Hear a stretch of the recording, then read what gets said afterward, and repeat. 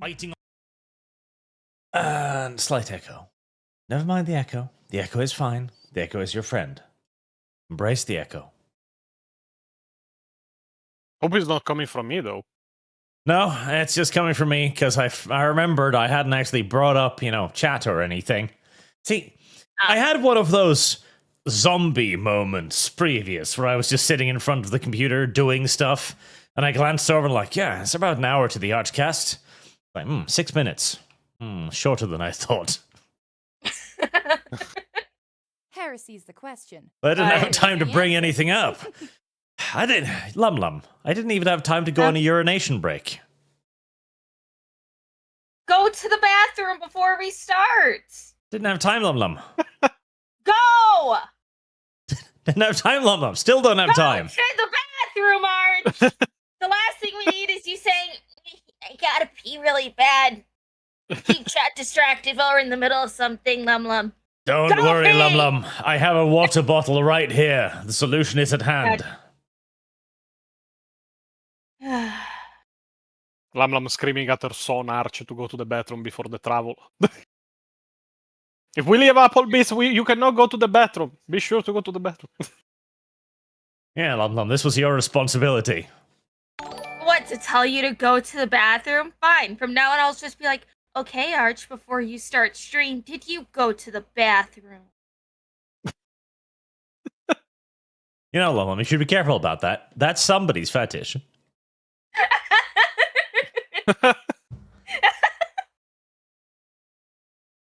You ignorant slut. Yeah, that's right, Lum of the past. You ignorant slut. Shut up. Anyways, we are here today to talk about many, many interesting things, but probably primarily we're here with Pontius, because I do want to talk about your latest video here about the false lore experts. Hello, guys. Glad to be here once again. This time we don't have Janovic. It's a shame, but yeah.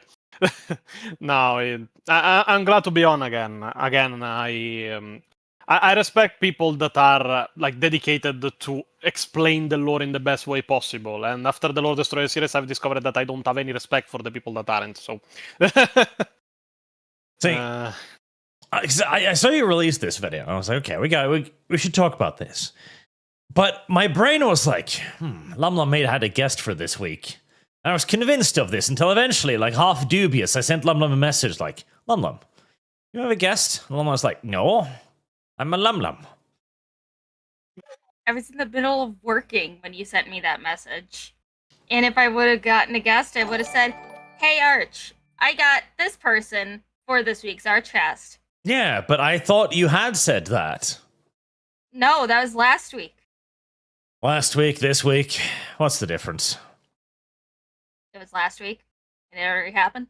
Your pathetic temporal concerns matter not. But that, of course, opened up a brilliant opportunity to just do it this week. So, there you go. Yeah, gladly I was free. Unfortunately, Pio is not here because on Saturdays, I don't know what he does usually. From what he explained to me, usually on every Saturday he goes on excursions on the mountains of where he lives, and sometimes he finds unexploded bombs from World War II, which is a common enough occurrence that sometimes I was like, okay, Pio's not coming back because it exploded, because it was 2 a.m. and he hadn't written back, so yes. I will say it openly, Pio is only partially a meme. The character of Pio is more grounded in reality than people might realize. Ah, yes, because Pio, being the president of Brazil, is very much grounded in reality. I mean, he will be capable of doing it. But, yeah. He would improve Brazil tenfold, honestly. Yeah. Most people would be capable of being president of Brazil. It's just Brazil. It's not like it's a country or anything. So, this is an intriguing topic, because the entire thing around 40K and its community, more correctly, has been an intriguing study in devolution. because I've been working on my own video on the 40K community for a little bit that I've been very back and forth and hesitant on whether or not I should even do, because it is going to be somewhat drama related. But if you think back, 40K was a community that was based on passion, fervor, created by people who were genuinely interested. And Pontius, your story kind of mirrors this perfectly. Someone who finds this world with all of this world building, all of this lore, all of this history, and it's like, yes, this is really cool. I want more of this. And that's how it used to be. But it hasn't been that way for a very long time. And that is very well reflected in the online content of 40K right now. Yeah, it is an unfortunate reality that some of the people that are hailed as the heads of communities, some of the biggest experts on the planet, some of the biggest YouTubers that have ever talked about 40K don't understand shit about 40K. Like even in the video, in the section where I went on Bricky, I had watched the very minimal Bricky content in general, because I was like, okay, I watched like 2 videos at this point, and both of them made me want to puke my soul out of either inaccuracies or stupidity.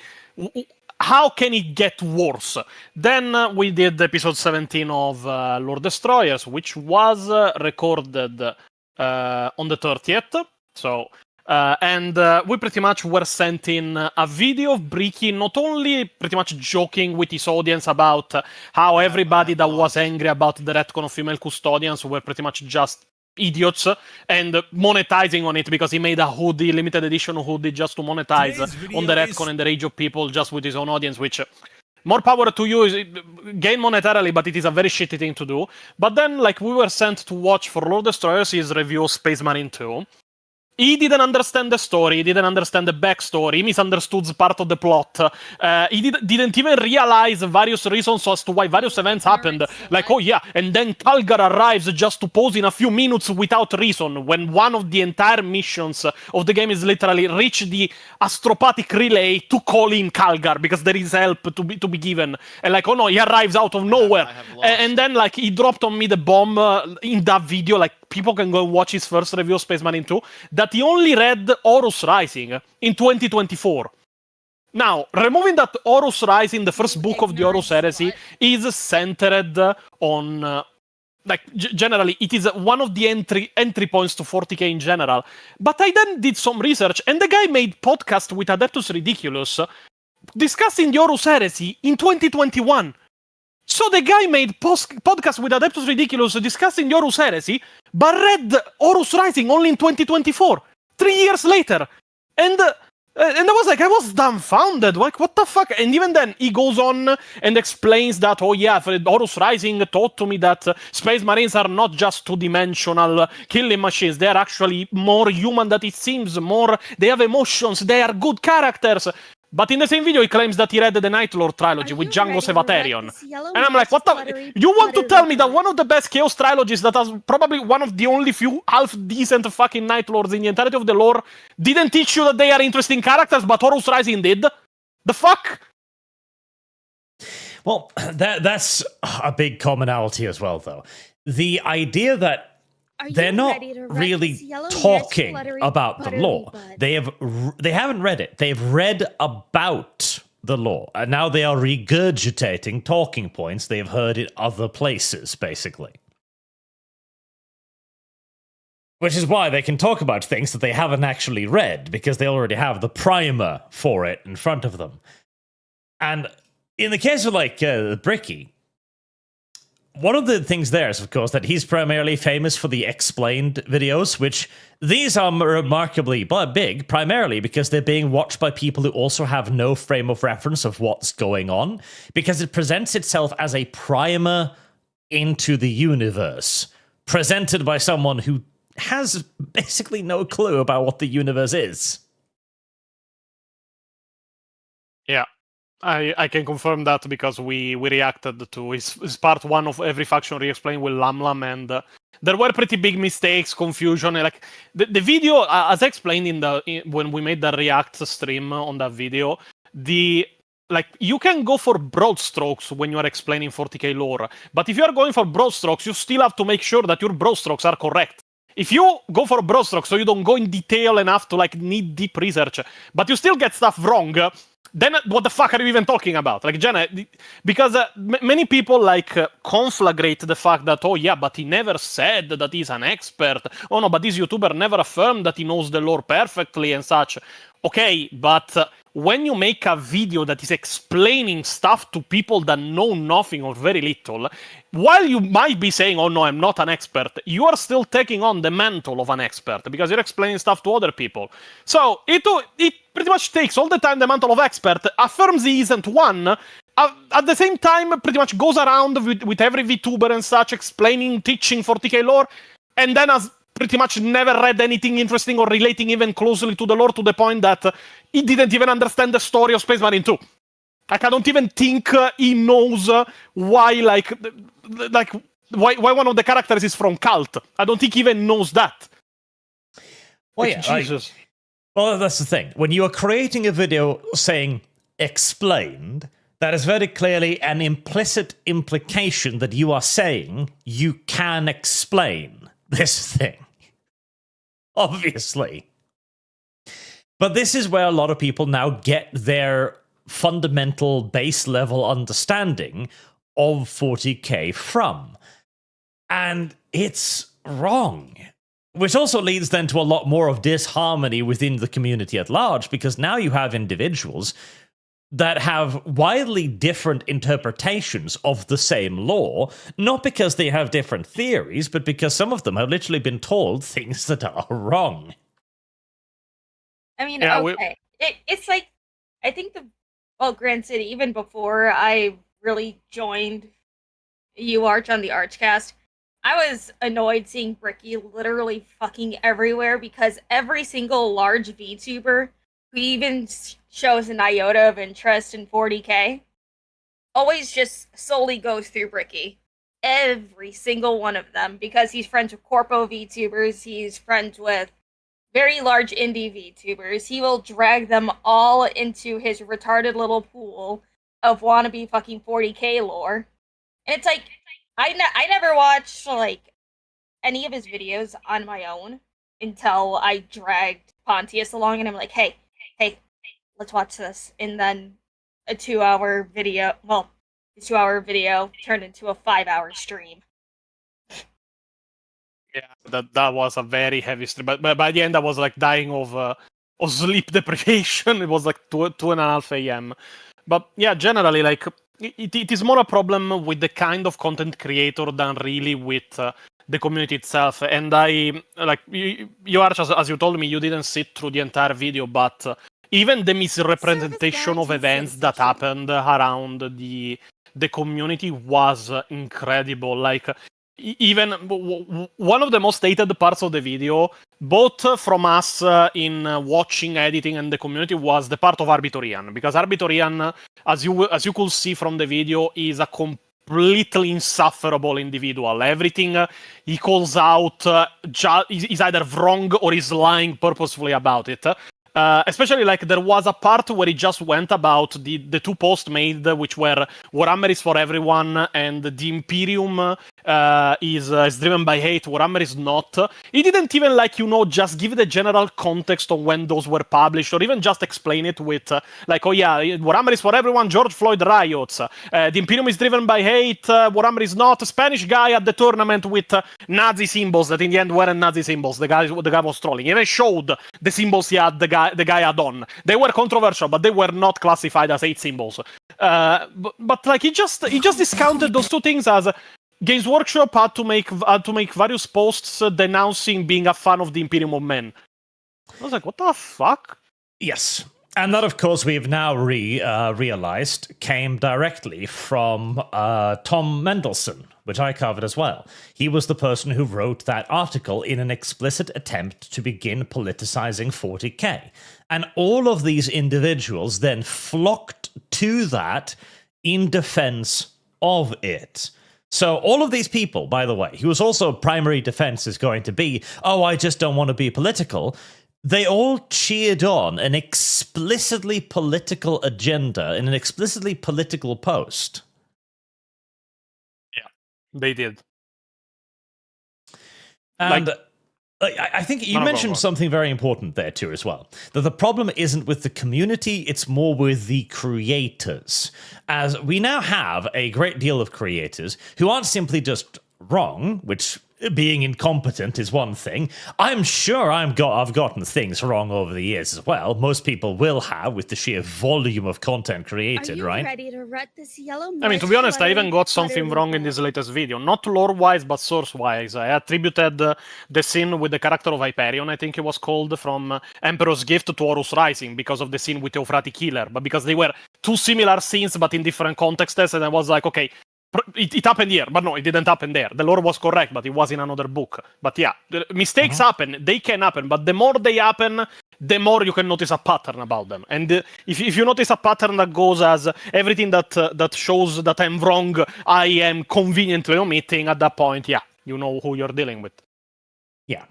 But it's worse that the content creators themselves have clearly developed their own agendas. Like, one of it is political, as I also noticed. I was going through a lot of these channels. Practically everyone has commented on female custodies, on female space marines. There's virtually not a single one that hasn't engaged in that political discourse, whilst also claiming that they don't do it, of course, because it's left-wing.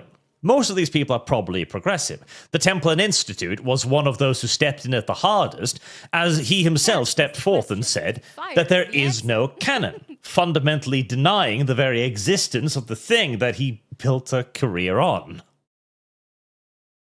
Yeah, the entire video, I even showed like your tweet about it in the video when I talk about him, because he's included in this video. But I have history with him. Like, I don't know if you remember, but you even showed some of the tweets when the controversy had happened, where I was being mentioned personally by people against Templin with the name I'm known of for 40K on Facebook, which is Danny Fortuna.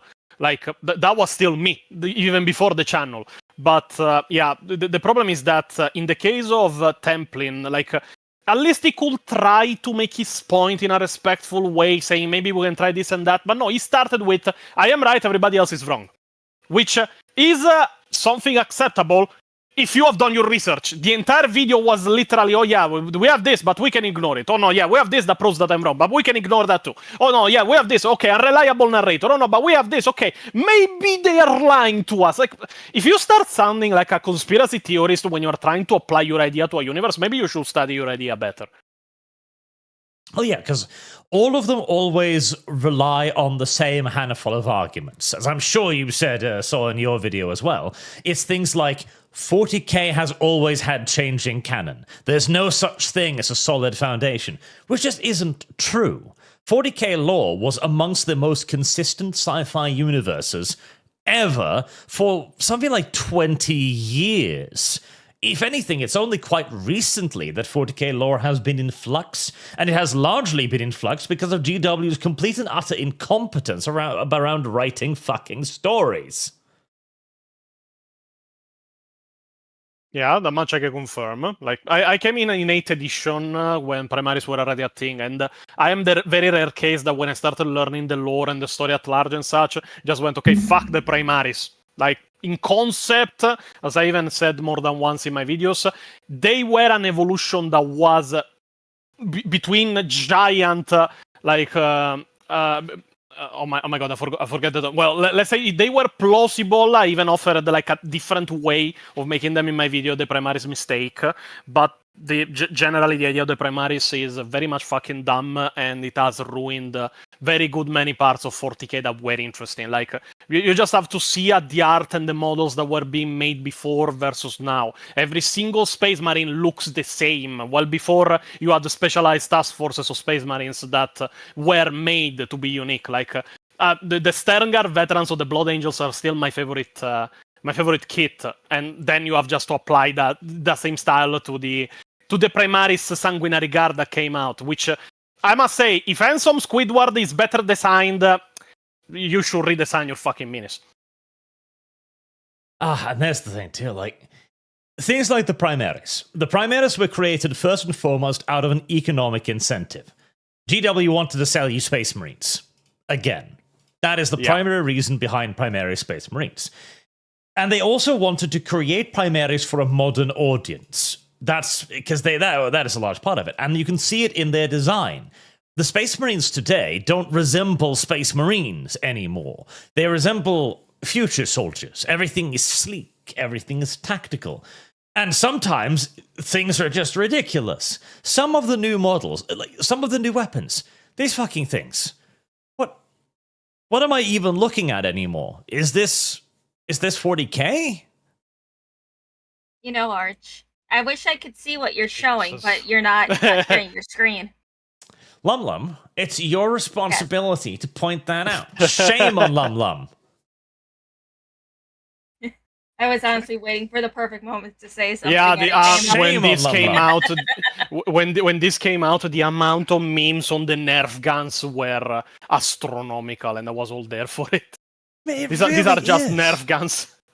Are you ready to wreck like, this yellow mare's blood? What even is this gun? He's got 2 laser sights on it. He's got an underslung mini rocket launcher to support a side-mounted large rocket launcher, which has a magazine attachment to his backpack and is powered like a plasma weapon. What is this? And then he's got another aiming system on his backpack. He's carrying solid ammo for his missile launcher. What is this fucking thing? The problem, though, is the belt fed, because like even if we watch out the weapon, it is not like an autocannon or a Gatling gun. It is probably like a rotating missile launcher. What the fuck is being belt fed into this weapon? What the fuck is being belt fed? Like Hopes and dreams. Are there just like mini rockets in here? Like, why does it rotate?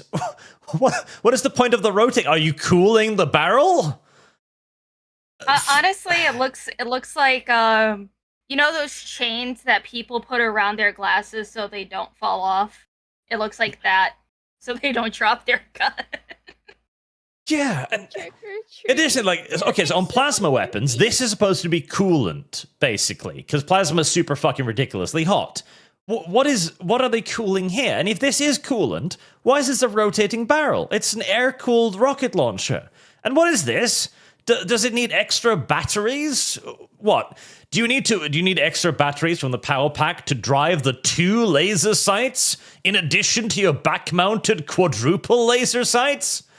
For all we know, they could be one is a las cannon, the other is an auto laser. Fuck, maybe, yeah. I mean, that would like they just mounted a las gun in the middle because, like, well, you know, sometimes you need it. It is the epitome of very shitty design. Like, even the ammo is carrying. Like, where in the fuck will they put them? Yeah, there isn't a magazine on this thing.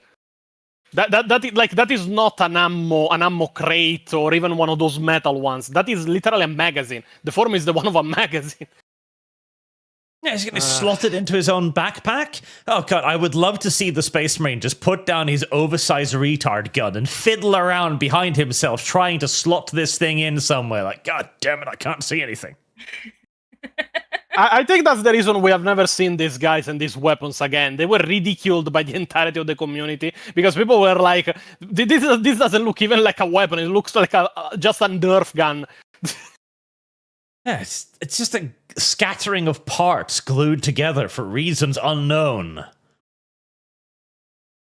And again, like the Primaris, they release new fucking Primaris on a damn near weekly level now. I lost count. There was a running joke about how many Primaris lieutenants there are. I think people just gave up on counting. And it's all just to sell it again. And it has no soul anymore. It doesn't look like Space Marines. Like the old Space Marines, like the getting rid of the face grill has got to be one of the most devastating mistakes in miniature fucking history.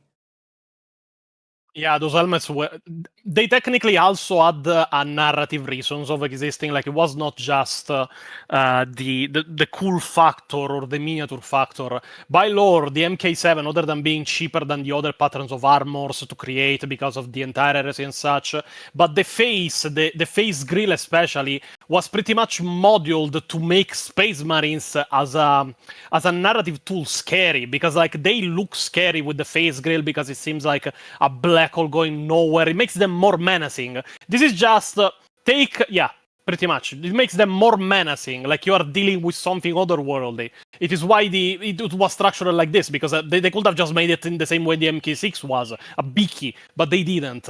And they just did it again for the MK8 with some extent, and then the MK10, they just dropped it completely. Like, as a narrative reason, the MK7 was the way it was for a reason. Now with the MK10, they just went and gone full Mass Effect, so... Yeah, they did it because it looks scary, angry, and that's what Space Marines are supposed to be. In the art as well, they're scowling, they're angry, they're fighting, warriors. Now it's just like a flat, neutral faceplate. I mean, I would just because I think you will find some enjoyment from it. Let me check exactly where that is, because there is a certain clip. There is a reason certain people enjoy the Primaris, but there is something specific that, in my opinion, you will find very enlightening in the video I made, which is at... Oh my god, I'm not finding it. Fuck! Did you guys hear about the STL file leaks on every single Warhammer mini? Yeah, but it seems to be generally it wasn't, from what I understood, because some people talked about it in my server.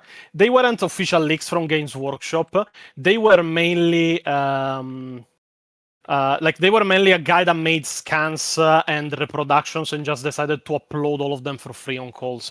That's mainly what happened. They don't store the STLs in anything that is reachable.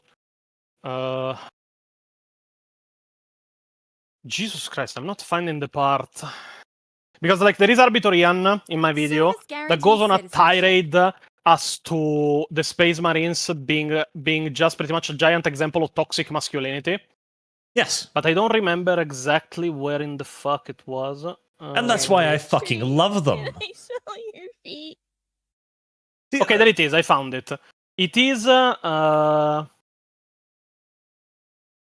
Okay, go to 33 and 10, and just play for there. It is a minute long, but it pretty much shows their position and why people enjoy this change. 33-10. 30. Fire is the Okay, answer. I'm gonna need to switch over to fucking Brave if I want YouTube to fucking play anything. I told you to switch to Brave 2 months ago. I know, but God, the worst part is, my ad blocker is fighting desperately to throttle this shit. No! And it's still mostly succeeding. No, 33-10, 33-10. There we go. Switch to Brave. Masculinity, patriarchy, and all the bullshit people like him believe that 40k represents. That Space Marines can be seen as a satirical comment on, well, a number of things, including religious patriarchy, masculinity, and gender. Warhammer 40k was written as a satire of, well, many things, and one of those... And this is no. 40k was not written as a satire. 40k was written by a bunch of fucking random British people in a pub going, hey, wouldn't it be fucking cool if we had giant space cops beating the shit out of mutants? Yeah, pretty much. In fact, there is still the myth going around that Garzgul Garkuruk Traka is actually a plugin for Margaret Thatcher. But I found both the comment of the original creator of Garzgul saying no, it is actually just his name in Orcish. It has no connection to the witch, as he called her. And then I found another one of a guy that called him, but this is actually your comment. And he went, it's actually my comment. So it's been debunked again and again, but they won't listen. Because the big YouTubers all generally spread the same kind of bullshit around. Even if you just go forward in this part, because he makes an entire explanation and pretty much describes everything that will go under the mantle of chivalry as being toxic masculinity. I'm not bullshitting you. It is not just over dominance over the other. No, even just describes heroism as toxic masculinity. It is incredible. Well, that's the thing. It kind of goes back to what we talked about, right? Where all of these people are singing from the same hymn sheet because they don't give a fuck. There is not an original bone in any of these individuals' bodies. They are not mentally capable of producing their own fucking theories, and so they simply just reproduce what they hear one another regurgitate over and over again. Like, this entirety of 40k being satire, it simply isn't true. Like, fuck, when 40k was written, the closest definition to word fascism was fucking bully, and we are expected to believe that this handful of British randoms came up with a sophisticated satire on Nazism. I mean, yeah, for the entirety, like, of the Arbitorian is even the one that actually goes on and calls the Imperium fascist multiple times, and then defeats his own argument because he shows himself that he doesn't know what fascism is, because every time he talks about fascism, he keeps showing pictures of just Nazis. And doing that to an Italian is actually pretty fucking offensive. Well, of course, like, that's one of the key things. Like, no, okay, people use fascism. People use fascism because it sounds like a more intellectual word for Nazism. That's why they use it. They don't actually know that fascism and Nazism were two different fucking ideologies. Yeah. Yeah. Unfortunately, it is a thing you learn when you have to deal with this kind of people for a long time, that literally they will just say what makes them sound the smartest. Yes. But literally, in the end, the moment they get questioned, everything they stand for, everything they talk about, it all comes falling down. Like, more than once I ended up calling people sexist in this video, because they were like, oh yeah, but we need female space marines. The female custodian retcon actually adds woman to the setting. And I was always like, okay, are we just going to ignore the Sisters of Battle, Sisters of Silence, all the other fucking, female characters, Lotara Sarrin, Coriel Zet, Tarasha Euten, the Still Alive Morven Val? Okay, none of those actually matter anything. Just the fact that they are super soldiers makes women interesting. That sounds pretty fucking sexist to me. I mean, Pontius, you don't get it. You don't get it. The Sisters of Battle will be important once they add the Misters of Battle. It's okay. The femboys of battle. The femboys. the reason why they don't matter, and they've said this publicly. Was it Spiky Bits or one of the more magazine-esque sites that cover 40k? They stated it explicitly. They don't care because they're not popular. This is a political ploy. It has nothing to do with representation. That is utterly irrelevant to them. It is influence, which is why the Space Marines, who are the most popular factions, must be the ones to be given female Space Marines. If it's not the Space Marines, it's irrelevant. Pretty much, yeah. It is even confirmed later on in the video by Eons of Battle, where he pretty much goes, yeah, I can understand why somebody will go, oh yeah, I want female characters, but I don't want those, referring to the Sisters of Battle. And I'm like, Jesus. I can, like, they try to virtue signal, but end up falling in their own traps.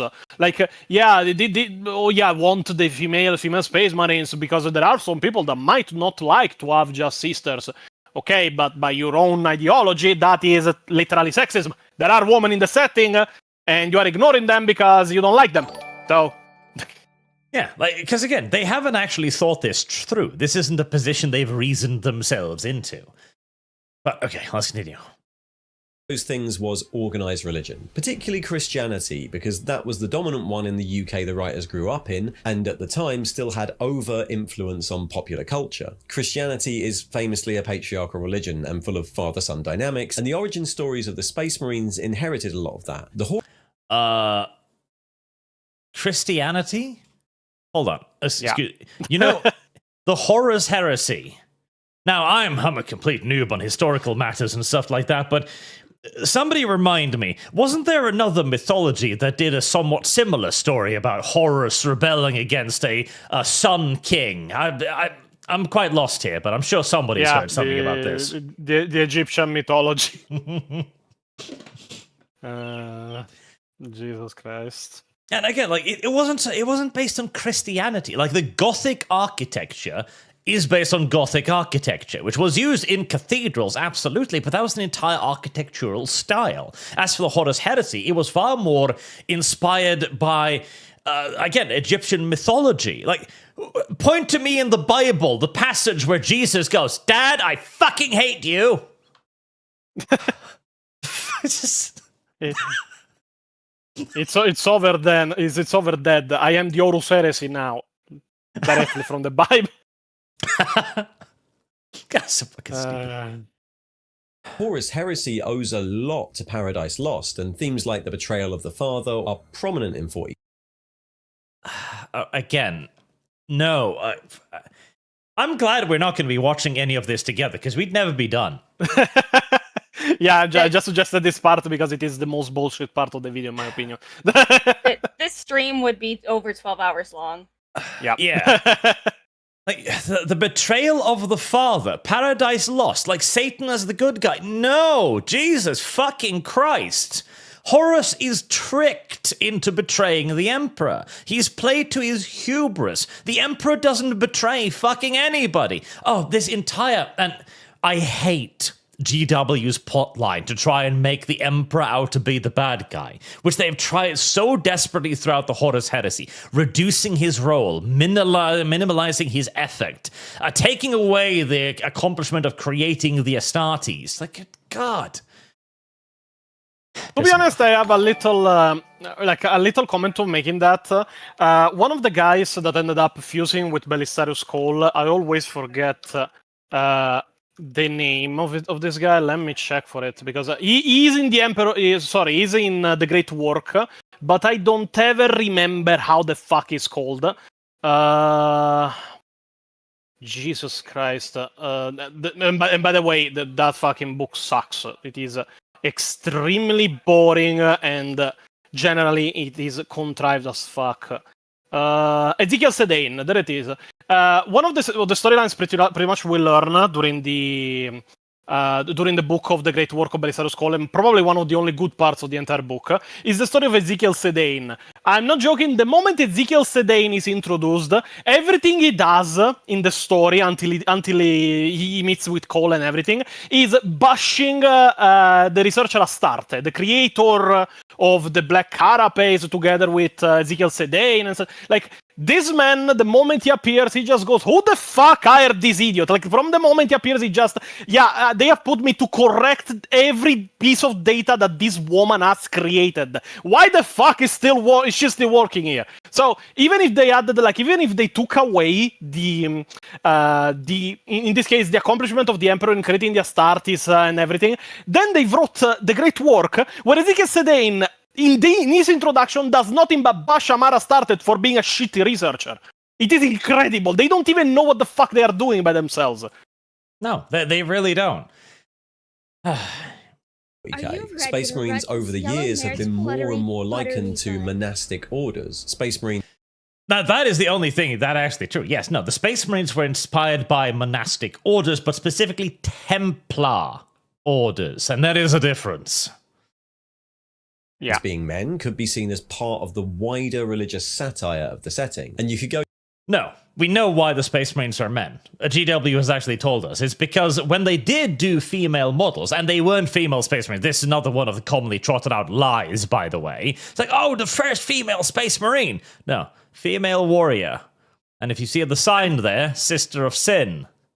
Original. There is actually a pretty cool piece of trivia about this. We got Alan Merritt to admit in private messages that these ones weren't female Space Marines from the beginning. They weren't briefed. They weren't released as that. Like, their canonical position, even before these models were made, where the female Space Marines didn't exist, and this came from Alan Merritt himself. So, yes. Female Space Marines have never existed. They had proto-sisters of battle, which is things like these, and the reason why they moved away from them was because nobody fucking wanted them. They looked silly. And nobody was like, oh yes, I want my super soldiers of the grimdark future to be women. That makes sense. Yeah. So again, it wasn't a part of the satire that they chose to do this. It was literally GW going, well, yeah, this doesn't sell, and it doesn't sell because everybody looks at it and goes, that's dumb. Go even further than this when you think about what Space Marines actually are. Children, taken before puberty and given an alternative to growing up that turns them into fighting machines. Big, strong superheroes who never get old and never get sick and hang out with their friends all day fighting bad guys. They're a silly 8-year-old boy's idea of what being a man is, all duty and honor and fighting and no emotions except anger and no girls. Fucking Christ. See why this part is considered the worst of the video? Like, when we were watching this guy for Lord Destroyers, I'm not joking to you, it was one phrase, stop, debunk it for 2 minutes, one phrase, stop, debunk, to the point that his videos, like, the total of his videos that we watched for this episode are like 40 minutes. Just for 2 of them, we made 2 episodes on them. Like, generally. Yeah, you can't even get started because he doesn't understand. Like, the 8-year-old boys of what idea of what a man is. No. This is the traditional idea, the understanding of a hero. The taking children, that is not supposed to be, well, it is partially supposed to be a part of the grimdark universe. They take children to raise them to be warriors. That's how desperate the situation is. But it's also a callback to warrior cultures, to Sparta, to self-sacrifice. You will not have a childhood because humanity cannot afford it. Your lot is duty. Your lot is honor. You must defend the Imperium. It's like, silly ideas. No. These are the ideas that formed our civilization. I hate the fact. For him, that's a silly 8 years old idea. I mean, you can see from his physiognomy why like he will think like that. But like generally, I will actually consider a problem the fact that he even says like little boys that were taken. Generally, when it comes to 40k, very rarely a chapter just goes around and takes little boys to do this. Like when it comes like to the Carcharodons, yeah, because they are an extremely violent Space Marine chapter. They don't take no as an answer. For the Black Templars, still yes, because yeah, they are a fleet-based chapter and such. But when you go, for example, Imperial Fists, Blood Angels or such, they don't go just we need soldiers and just grab the first kid they find. It is usually a very big honor and considered a very big honor that they are pretty much. They accept the call themselves. In the Book of Dante by Guy Haley, like the trial of the aspirants didn't even start when they arrived at the starting line where the trials were to be taken place. Space Marines were assigned to monitoring them from the moment they saw boys leaving their tribes to reach the place where the trial will start. They were pretty much being examined from the moment they decided I want to attempt becoming a Space Marine. And even then, even when they arrived, like there were still boys that arrived, kneeled, and pretty much listened to the speeches and such. But the chaplain was pretty clear before the recruiting even started. If you accept to become one of us, know that you have a good chance of dying before even reaching the stage where you can show us that you can be one of us. So if you want to leave, now is the moment. You won't have a second chance. And there were boys that got up and started leaving and such. And before like anybody could comment or admonish them and such by obviously the crowd that had gathered around, he just went, and don't you dare ridicule these boys that are leaving. Keep in mind they will be the fathers of the next generation of warriors that will become us. Like, they don't just go, oh yeah, look, a little boy, and just grab it. It is considered a big honor becoming a Space Marine. It is not enforced, unless you end up in a very shitty chapter like the Marines Malevolent or the Carcharodons. Marines Malevolent did nothing wrong. But very many people will agree with that.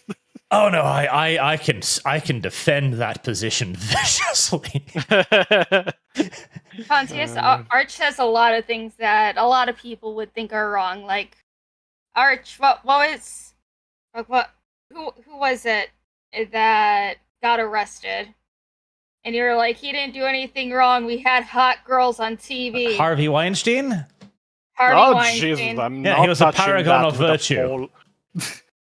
I'm not touching that with a pole. I don't get into this kind of stuff. Harvey Weinstein was a hero. But yeah, it was like even just putting it like this is making it seem almost as if the Space Marines are like these people that kidnap you and then force you to be one of them. When usually the people that end up being one of them are escaping an even worse life. Yeah, they will die in honor. They will fight until the end. They will be killed on a battlefield. But usually when you go for many of the chapters, usually their best bet at life is surviving on a death world that is so fucking dangerous that they are lucky they have seen their teens. So. Yes, but again, it's about presenting it in the most negative fashion possible. Also, yeah, and the next phrase is the last one. The salamanders are the shit chapter. The salamanders are weak. The salamanders are a fucking disgrace. The failure sons of Vulcan. The salamanders are not the good guys. Salamanders. I'm trying to remember which ones those are because I'm trying to memorize chapters. Those are the ones that try to stay behind to protect civilians, right? They're the ass ones that continuously endanger the Imperium and victory at large in the name of a handful of random fucking civvies. They are the ones who endanger 1,000,000 to save 12. This is why the Marines Malevolent did nothing fucking wrong. Not to mention, the Salamanders are the only chapter with a fucking active renegade Primarch. Anyways. But that's yeah, the just next phrase. Toxic masculinity. So, And, okay, you know what? Yes, Arbiter Ian. They are toxic masculinity. That's why I love them. Anything you, a tiny fucking British manlet, considers toxic masculinity, I consider to be fucking peak. Yeah, very many people were of that opinion in the comments. Motherfucker. Yellow mare's fluttering. Yeah, he spends all of his videos like that. Like we watched 3 of them. He didn't even account like for the majority of the problems that the Imperium has to fight against. To the point that I had already made this point in the past, but I had to make it again in this video. He pretty much says, "Oh yeah, but the Imperium being like the only option is actually very bad storytelling because we are telling the readers that the Imperium like being a fascistic." Obviously, because he doesn't understand shit of fascism, but being like the fascist option is the only one that could save humanity. By the Lord, Games Workshop has written from the 2010s to now, yes, it is the only option, because there is no way fucking hell that you can have a democracy in the Imperium of Man. It is already bogged down with bureaucracy as is. You make a democracy into the Imperium of Man, you can just kick in the butt humanity and send it in a black hole. It is the same thing. Yeah. Absolutely. Like, this is it's bad storytelling. Why? Because fascism is the only option? Authoritarianism, more accurately? Why is that bad story? Every other setting, there are so many other settings that are lovey, fluffy, duffy bullshit settings that you can embrace. Instead, you choose this one. You go, oh, but what makes it unique annoys me. Oh, why can't we make it into tasteless, bland soy? Fucking... Yeah, and to be honest, there is a part in this video that made me angry above all others, which is, I think, after this part where I put in pretty much the it is after this, because I had to put in the pretty much just to dismantle his entire argument, I put in the final cutscene of the first Space Marine, because he goes, oh yeah, toxic masculinity, patriarchy, and then you have Captain Titus at the time just going, oh yeah, the Inquisition is actually threatening my brothers and even Mira. I will go with them just to avoid problems, but I will put at 38 minutes and 20. Just because you will see, because in this entire video is pretty much advocating for female Space Marines, lore changes and such. And at the end, he really shows what he thinks about this whole thing. Like, at 38:20, he shows his true colors. Also, before that, I just also have to ask, am I crazy? Or is this basically the same picture?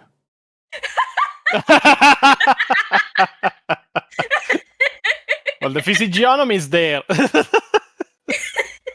I mean, Don't do rats dirty like that. No, granted, this one has a more sturdy face. It's broader, it's more masculine, but still, You see it too. Don't be mean to rats. God. Yeah, I mean, it's got a broader neck and stuff. It's clearly more solidly built, but still, there's something. Broader, better teeth. And also, after we're done with Arbiter, Ian, you need to read Superchats, Arch. Okay, fine. 38. 38, 20. 38. Like, he shows his true colors there. Close enough for government work.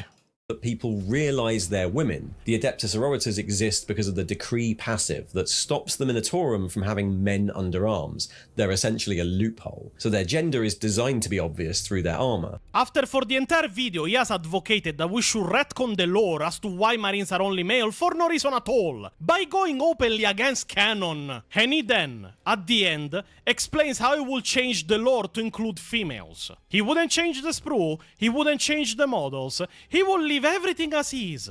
We'll point at a random armored space marine with an helmet on and say that's female. Pretty much showing that he wants to change the lore not only for no reason, but with no practical use either. So shorter? Nope. Pin-up proportions? Nope. Long hair and makeup? Probably not. Just a female head swap? I'm not really a good enough sculptor to manage that. So where does that leave us? Well, for now, here. Here's what I think a female space marine in full armor would look like. Okay, here's the thing too. I know exactly why he's making this argument. Because these people all operate from the exact same fucking manual. He's making this argument because this is the thin end of the wedge. He's doing this so that normies can go, oh, so nothing will actually change for me? Yes. We'll just have more representation? Yes. Groaning like the golem he fucking is. And then the idiots, the useful idiots might go, okay, I guess. That's fine. And then 2 years later, he'll go, they need to be more obviously female. Because this is how it always goes. Spent like the entire video just going on, oh yeah, but making them more feminine will be sexist, giving them like a female physiognomy, just going a physique or even pin-up proportions will be sexist. Like, he went in every single way possible to say femininity is sexist during the video. Like, we didn't include it because at that point the video would have been 3 hours long. But He'll like, he spin went, on that. oh yeah, all of these changes. Jesus. He will spin on that at the moment. The NPC update will come in and go like, no. It's sexist to not show that they're women. Like, this is the exact same reason why the women, the feminist movement began with, we just want equal rights, to, we want these rights to only be ours, to, men's clubs should be outlawed, to, how dare you outlaw female-only sports centers. It is a power play. That's what it is. And useful idiots like Arbiter Ian will not even understand the argument he is making. He does not have the cognizant capacity to understand that he is being used like the foolish little fucking puppet he is. That is indeed correct, yeah. But it gets worse. God, I'm glad people don't send me these videos, so I'd have a fucking aneurysm on the frequent. We Okay, are so I'll renowned. start sending them to you. Got it. Now send them to us. We have a series for this. We spend hours watching these videos to the point that Pio has developed probably cancer from the radiation they emit. I mean, Okay. I did tell you that I would look for Bricky videos that have him introduce VTubers to Warhammer.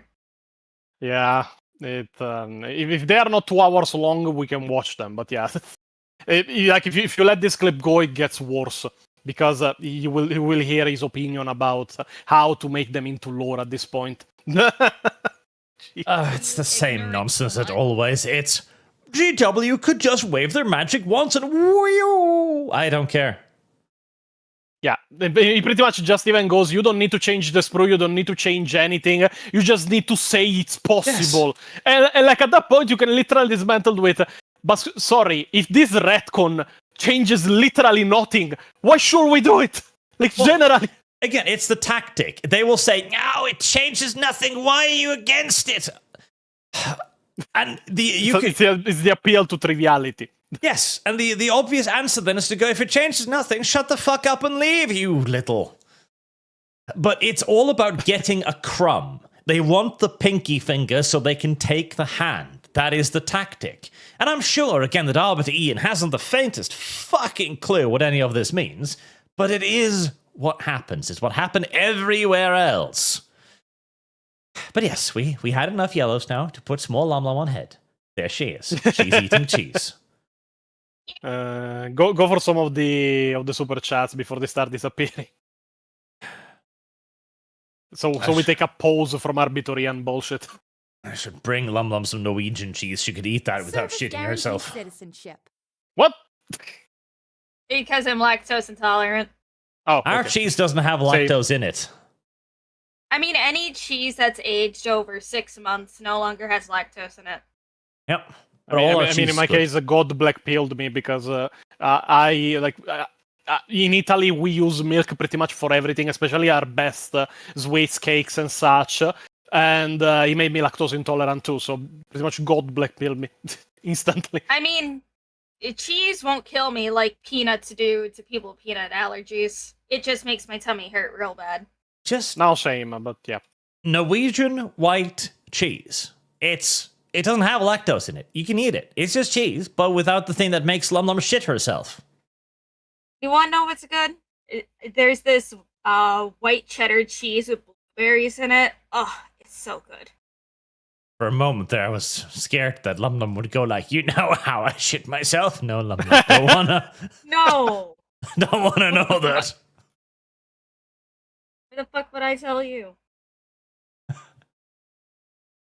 Oh, this is a privilege. I only tell a special few. You're my friend now. Let me tell you how I shit. It's like spreading Shut gravel on the highway. No. I mean, I can understand why Lum Lum likes cheese. It reminds her of the smell of feet. Ah.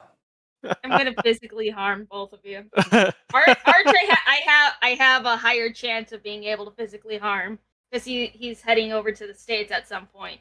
You're a little bit more of a challenge. Yeah, also I'm a boxer, so that could be a problem.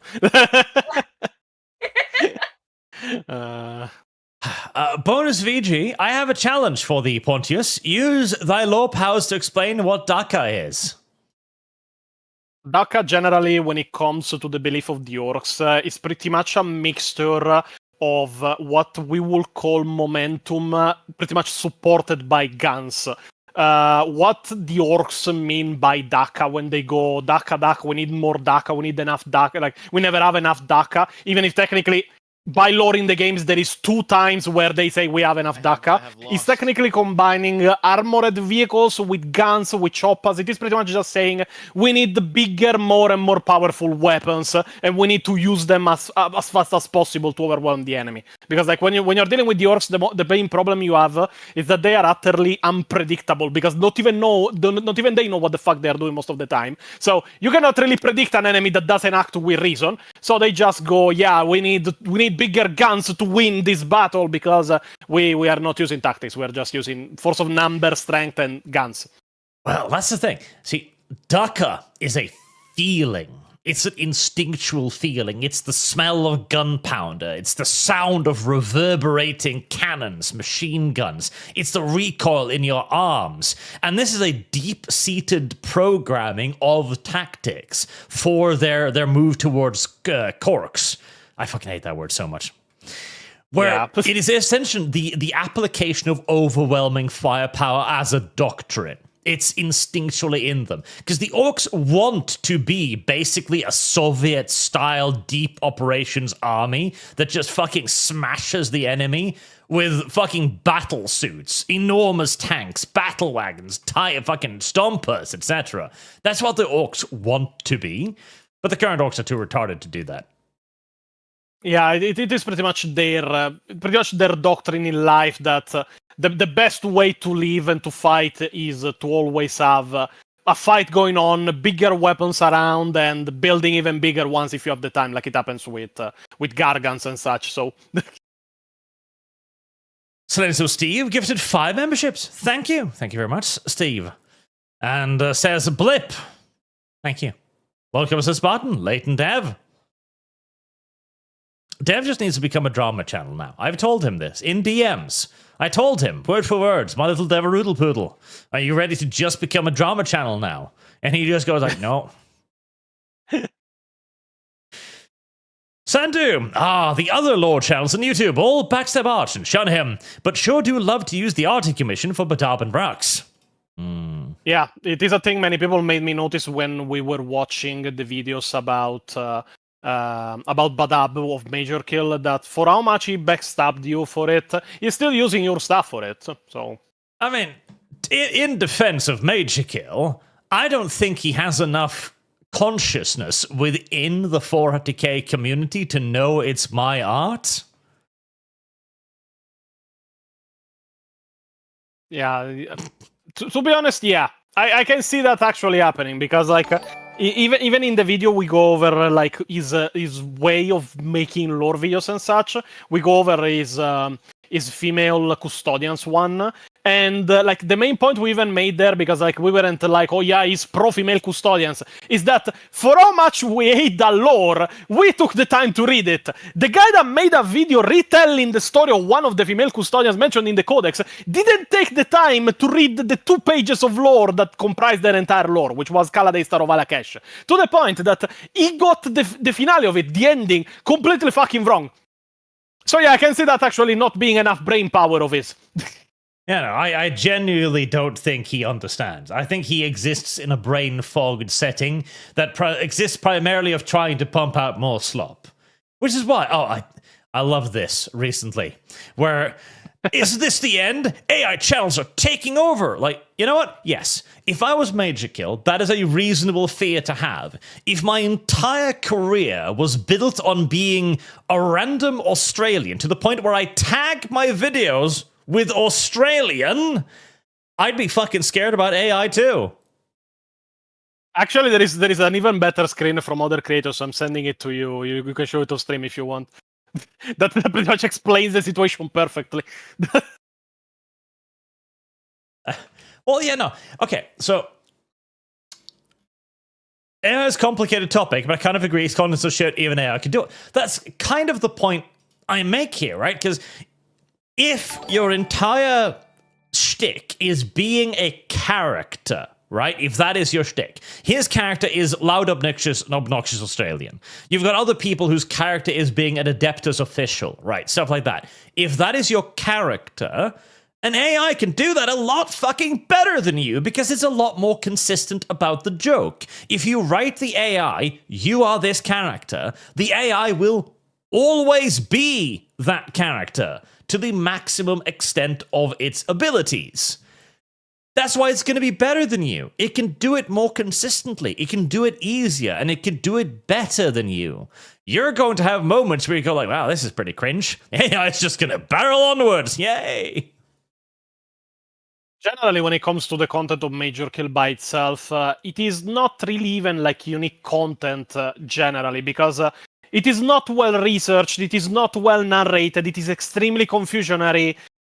It doesn't even have like a certain pace into it, and the only humor in the entire video comes from cursing and behaving like the most stereotypical Australian possible. I even made it as a joke in the video that like it would be if we made all of our videos using as our only humorous stick that we are Italian Americans.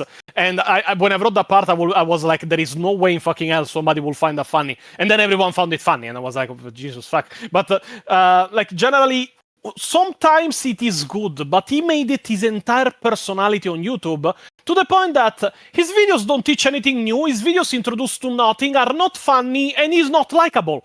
So he's literally worse than an AI for how things are going. Yes. Wait, that's literally what I'm saying. Like, that he's a character. He's not a lore channel. He is a comedic character. And that's fine. But it does also mean the AI, who can do the comedic character better than you, is going to replace you very quickly. And if you don't actually have any theories, if you don't have any intriguing insight, if you don't have anything cutting in your videos, anything new, again, the AI is not going to do that, so it's just going to play your character. And if that your character is all you have, yep, you are going to be outcompeted by the AI. Yeah, and generally, I've seen many people by this point asking this question.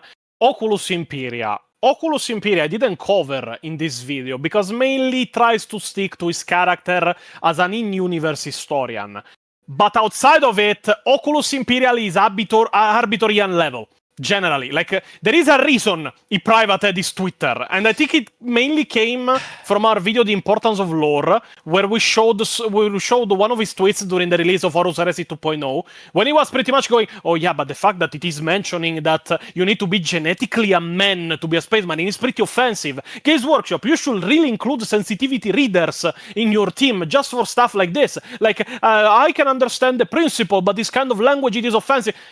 Putting it simply, he is the worst kind of fucking woke person you can imagine. The one offended by fucking everything. I have seen a couple of videos of his. I don't know how accurate they were because that was years ago. I don't think he puts any kind of politics inside his videos, at least from the people that watch him. I got this impression that he's just sticking to the character.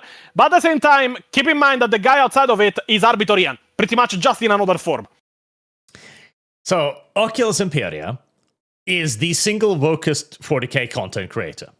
And he is fully in support of politicizing 40k. He is the thin edge of the wedge as well. And as for his character, I can at least respect that he mostly sticks to the lore and his character, but it's also fundamentally flawed in that he constantly will then defend himself with the idea that he's the unreliable narrator. Okay, so we can't actually trust anything you say, no? So why the fuck should we keep watching? Yeah, it kind of admits that, okay, I'm mostly going to spew bullshit at you, but there'll be bits and pieces in there that might be real. All right. Thanks, I guess. It is one. It is one of the main arguments I always make, which is one of the main arguments I even made against against Luetin, because I don't know how Luetin is outside of the YouTube sphere. He might be the most pleasant person in the world. I don't know him. I cannot judge his character like I can judge Major Kill, because Major Kill has been involved in so much bullshit over the years. Arch, Westhammer, Porsche shilling, Peptide shilling, being an asshole in his own Discord. I've got so much stuff on Major Kill that by this point I can say, I wouldn't like to be around him. But with Luetin, at least I can have the doubt that he's probably a very pleasant person in real life. He's an expert when it comes on lore, even if he omits a bit too much from what I've been told for some stuff. But again, it is his lore videos. At least he tries to stay impartial. But even then, sometimes he failed. But generally, if his entire shtick, if his entire point of view on the lore is literally there is no canon, there is no timeline of events, the narrative means nothing, the series of books are literally based on nothing, obviously that creates two different questions. The first one is, okay, then why the fuck should I read the books? Why should I give Games Workshop money? Why should I get interested if nothing is written in stone? One book could tell me, oh yeah, the Space Marines are all males. The next one could say, oh yeah, they're all female, because there is no narrative set in stone. The second, obviously, is what the fuck is he covering in his own videos if canon and timeline doesn't exist?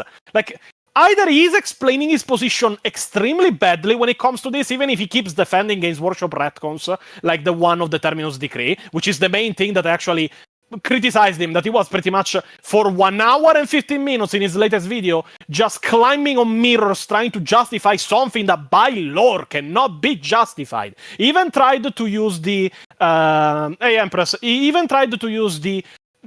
excuse of the unreliable narrator. But first thing, codexes usually don't have unreliable narrators. Some of them have had them, but they were rare. Second thing, who the fuck is the unreliable narrator of the Grey Knight Codex that knows what the fuck is written inside the Terminus Decree? And knows that the Terminus Decree exists? Because, oh yeah, the Terminus Decree is a secret order given to the Grey Knights that only the Supreme Grandmaster of the Grey Knights can actually access and put into effect. Okay, so the unreliable narrator could be a scribe that knows something that nobody knows, usually the penance of it is death, and that knows what's written on it even when the only guy that could know doesn't know, which is Kaldor Drago. The only person in the entire universe that could know is Kaldor Drago. And even he doesn't. So who the fuck is the unreliable narrator in that codex? Well, So the problem is that there's a fundamental misunderstanding of what an unreliable narrator is. An unreliable narrator is a storytelling tool. For example, Fight Club has an unreliable narrator because it is part of the story. Part of the story is that you do not know the twist of Fight Club. That is the point. It is a tool to tell you the story. In 40K, there is no unreliable narrator. What is in the codex, what is in the books, is the God's honest truth because you see it from the third-person perspective. You are not being told about this, you are seeing events unfold. That is not an unreliable narrator. It is used solely as a defensive mechanism to justify, oh, hey, nothing is actually real, nothing matters, I can just make shit up. Why? Well, because you see the canon doesn't exist. And like you said, yes, why the fuck are you making videos on a thing that doesn't exist? Why aren't you making videos on sticks and stones and mushrooms in the forest, as they should have exactly as much value, exactly as much story, as your idea for setting? Yeah, generally I will disagree only with the fact that, like, a reliable narrator doesn't exist in 40K. I technically, like, I did isolate the unreliable narrator mainly to having certain characteristics that must always be obeyed inside the story. Like, the most basic narrator must follow two principles to be even considered unreliable. He must be a character inside the story. First of all, if he's not a character, he's an omniscient narrator. So, in that case, there is no reason for which he is unreliable. And he must be recounting the story after it happened in the past. Unless you bring in, which are, in this case, the plot devices, which is why the narrator will become unreliable during the story, which could be drugs, it could be a mental condition, warp shenanigans and stuff. But that needs to be specified inside the story that it is happening, because in that case, it doesn't apply. In that case, it is still a reliable narrator. But this happens in extremely specific conditions, and it happens in a way that is usually made to be understood by the reader,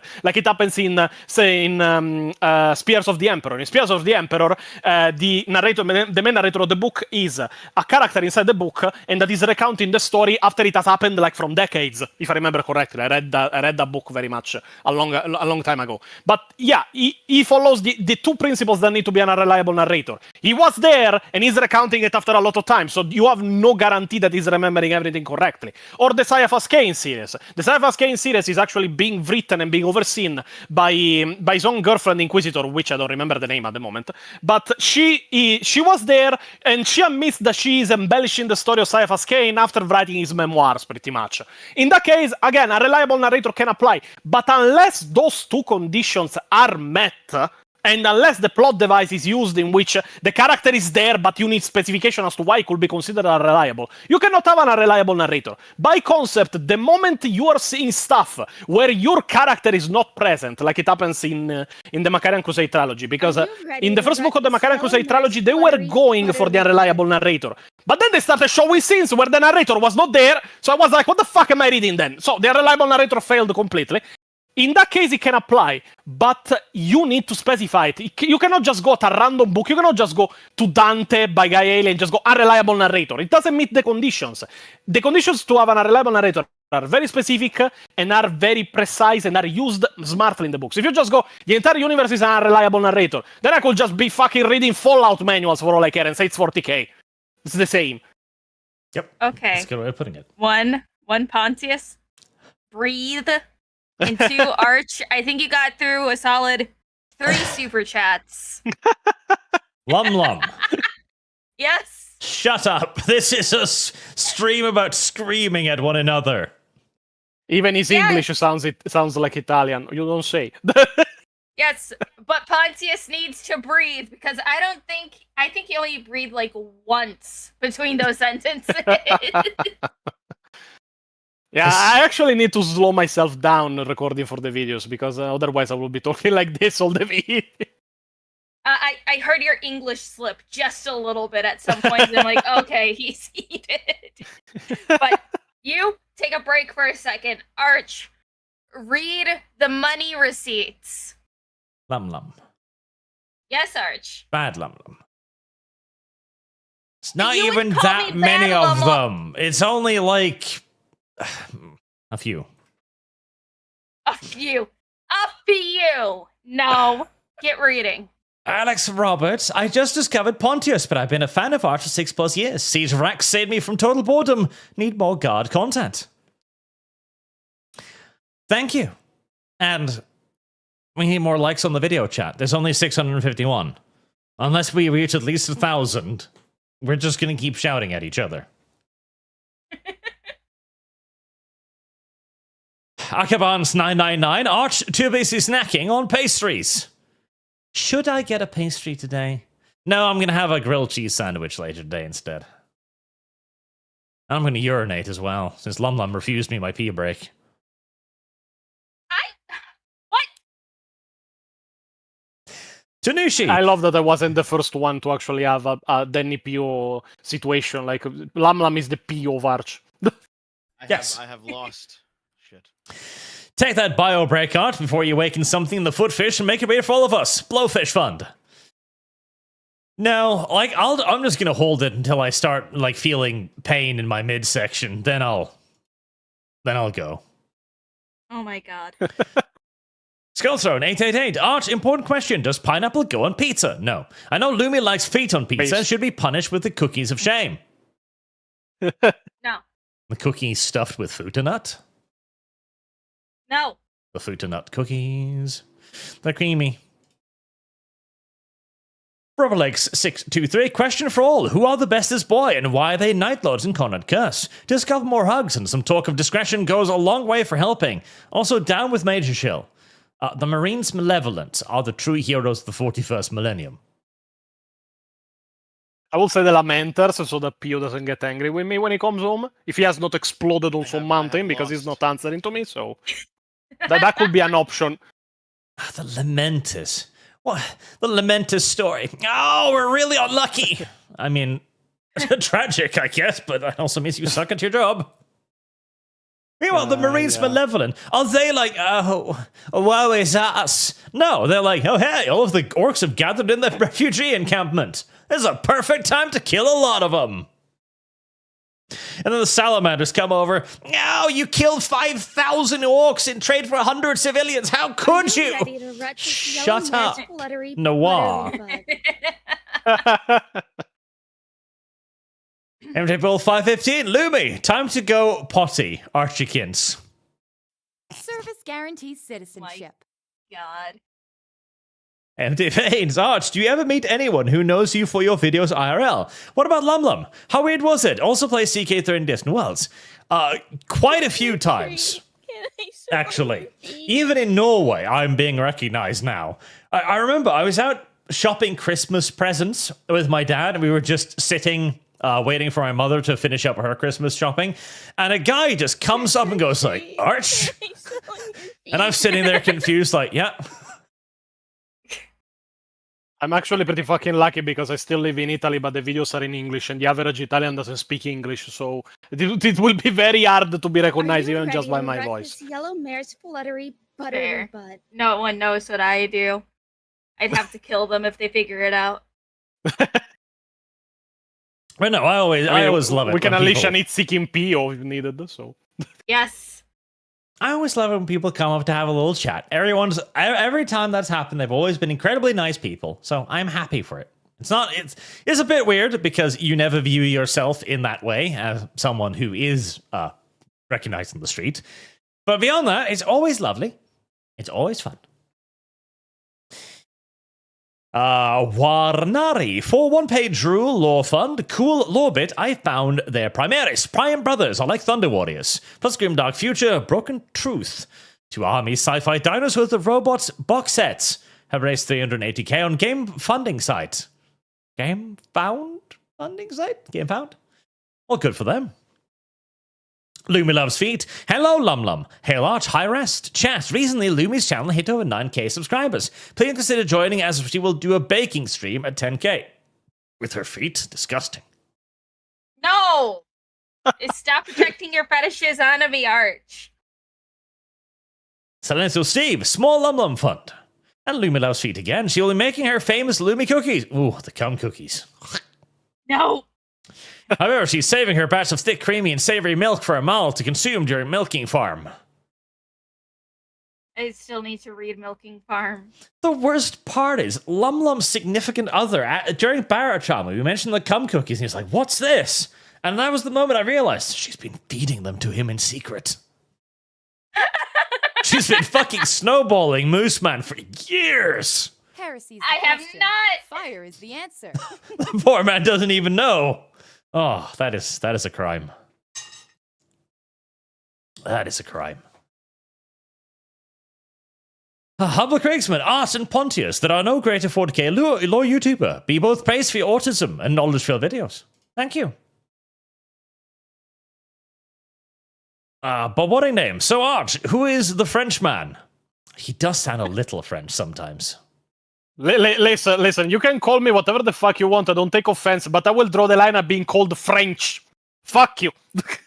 I have lost. Mine's the red. Hey, Pontius, Art, and the Footfish. Question for all three of you. All three of you are transported into Fort Gay. What faction will you be isekai'd into? Rogue Trader, so to be honest. I mean, yeah, but statistically, your odds are that you're going to be a fucking gun servitor, not the rogue trader. Yeah. Yeah, statistically, yeah, but ideally, I would like to be a rogue trader. Are you ready to rut this yellow mare? I would just aim for maximum comfort. I'd like to just be on a nice imperial agri world. One of the ones where they use old-fashioned agriculture. I can just be a farmer. I'd live a fairly happy life, probably not be invaded by anything. The odds are largely on my side. Yeah, that's pretty much the origin story of the main character of the Book of Service 15 Hours. He guaranteed was actually citizenship. living the pretty good life until he was drafted. Then hell came loose. A lot of opossums. Hi, Arch. Love the law videos. Please don't stop. Probably won't for a while. Animate Acumen, Warhammer is for everyone that has a passion to see Warhammer succeed. Correct. Tired. For a strident lefty, I genuinely enjoy Oculus Imperialis in-universe lore videos. It has religious xenophobic zealotry that isn't touched on a lot. That's cool. Trick or treat. Segueing more, I believe both Pontius and Arch learned English from Warhammer books. Reminds me of old scribe that transcribed sacred texts but couldn't read. Pontius was staring at the words in English, not understanding what they said, but knowing that he loved them. What in the macaroni is this saying? I have lost. Shit. Big Cap, the no canon argument is comical from progressives considering the Siege of Terra hardback edition has Dan Abnett explicitly saying the Horus Heresy series is essentially seeing events as a fly on the wall as they happen real time. Yeah. Again, I actually really like Pontius's definition that it has to be told by a character in the setting about events that have already transpired. That's a good way of putting it. Yeah, that is the most basic definition of an unreliable narrator. Technically, you can discount the second part, which is about events that have already transpired, but you need to insert in your narrative why the narrator is unreliable. You cannot just write a character like this and just say, oh no, yeah, in the second book he was unreliable because X. At that point, you are retconning the reliability of your own narrator. Tennille says, hey guys, curious what you thought of Big E's final words to Horus before killing him. I thought it was a nice touch, but I can only speak for myself. I gave up on the fucking Horus Heresy series. I got exhausted around like book fucking 20 or something. I got relatively deep in, but I was just like, oh god, okay, sick of Horus Heresy now. Aren't there like 42 books on the Horus Heresy? No, the Horus Heresy by itself is 51 books. If you count also the Siege of Terra, it gets to 67. So, Jesus, fuck! How do you know what? I'm not even gonna ask how and why they made that many books, but then I remember it's GW and money. Money is the answer. And keep in mind, we are talking only of the mainline series of books. We are not talking short stories, novellas, the Primarch books. We're talking only of the main books. Let's see. How far did I get? Okay, The Damnation of Pythos. Fuck, that was one of the worst books I've ever read. Good God. I don't know that world.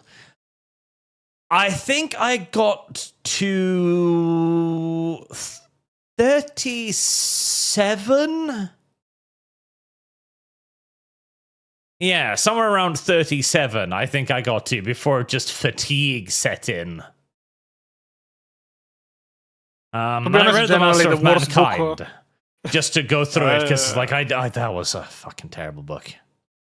I mean, it was written by Aaron Dembski-Bowden, but Aaron Dembski-Bowden hates the Emperor, so don't get why the fuck they chose him to write a book about the Emperor. But to be honest, the worst book, in my opinion, at a level of boring, was the 12th one, Deliverance Lost. Deliverance Lost has a very good premise, but it was written by Gav Thorpe. The guy has incredible ideas, but he sucks as a writer. It is incredible.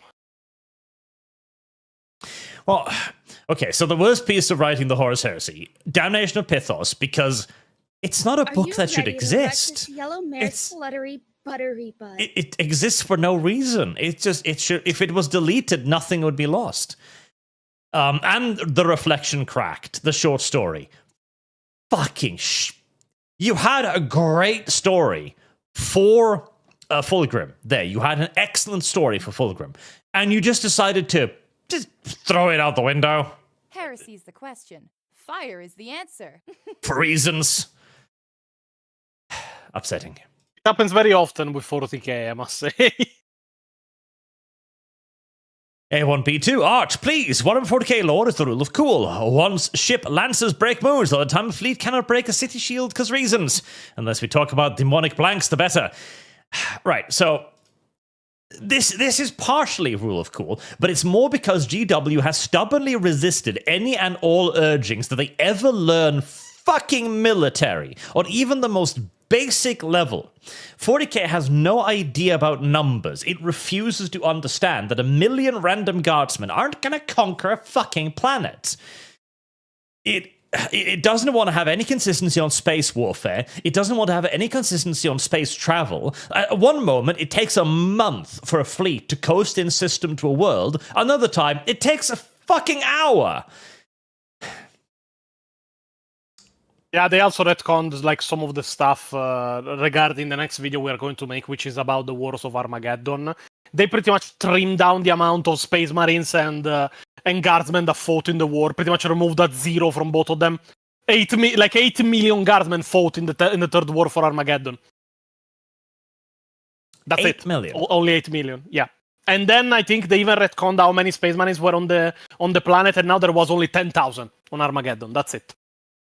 Okay, so 8 million guardsmen sounds like a lot. 10,000 spacemen sounds like a lot.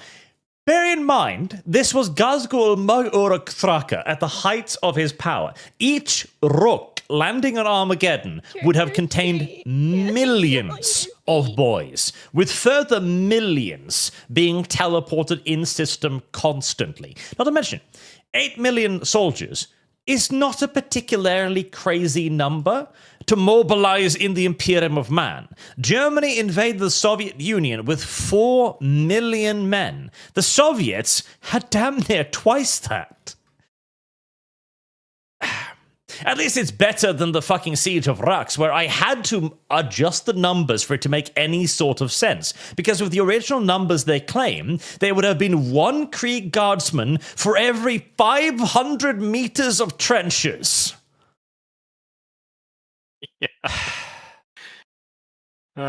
The concept of military deployment, like generally when you even go like into detail, technically like the entire war for Armageddon, if we don't count civilian casualties, had less soldiers deployed than World War II.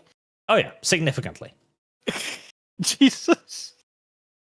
Like again, it's because GW and their writers have they've never sat down and established any sort of rules for how warfare functions in their universe. How is the Imperial Guard organized? Regiments.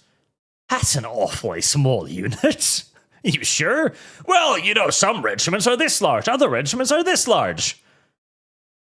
Why not just call them brigades, regiments, divisions then? Well, because we don't know what those are. Fair enough. I mean, even the design of the weapons shows that they don't understand shit. Even the ones we already watched, which is a rocket launcher belt-fed. Like, jeez. The belt-fed rocket launcher. Alex Roberts, Primaris Marines are silly. I hate the idea of just taking the heavy infantry faction and just remaking the whole line to heavy infantry plus faction. The loyalist versus traitor balance is just wacky. Yeah, okay, so Chaos versus Space Marines has always been a dumb balance because, in theory, Chaos originally was supposed to be the survivors of the Horus heresy. They were supposed to be like 10,000-year-old Space Marines.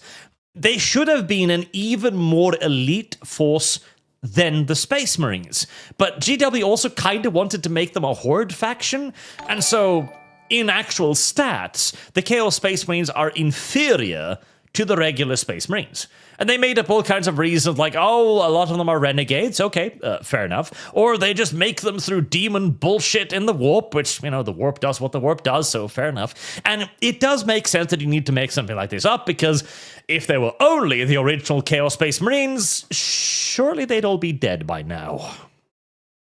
Yeah, and even then, even recently, they have fucked up, even with one of the examples I gave in the video, because in the video, I gave an example when I made pretty much an entire.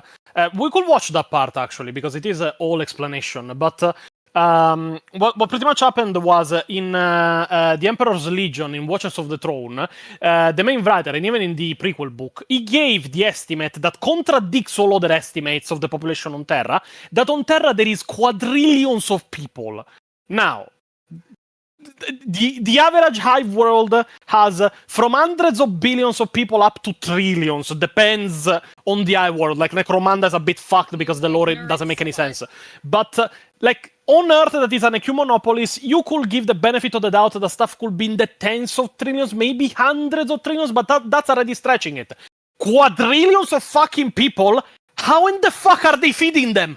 Because there were people trying to dismantle my argument with, oh yeah, but this book actually says that there is quadrillions of people on Terra. Yeah, and I call bullshit, because they even give an example in the codexes when they talk about Terra, that even one single shipment that is late could bring millions of people to starving. If there is quadrillions of people on Terra, you cannot get enough food materially to feed all of them. Every time there is a little, even a 5-minute delay, billions die of hunger. Yeah, if millions starve, that's actually really, really fucking good. That's incredible. If millions starve, that is a 0.001% of the population. It's fucking amazing.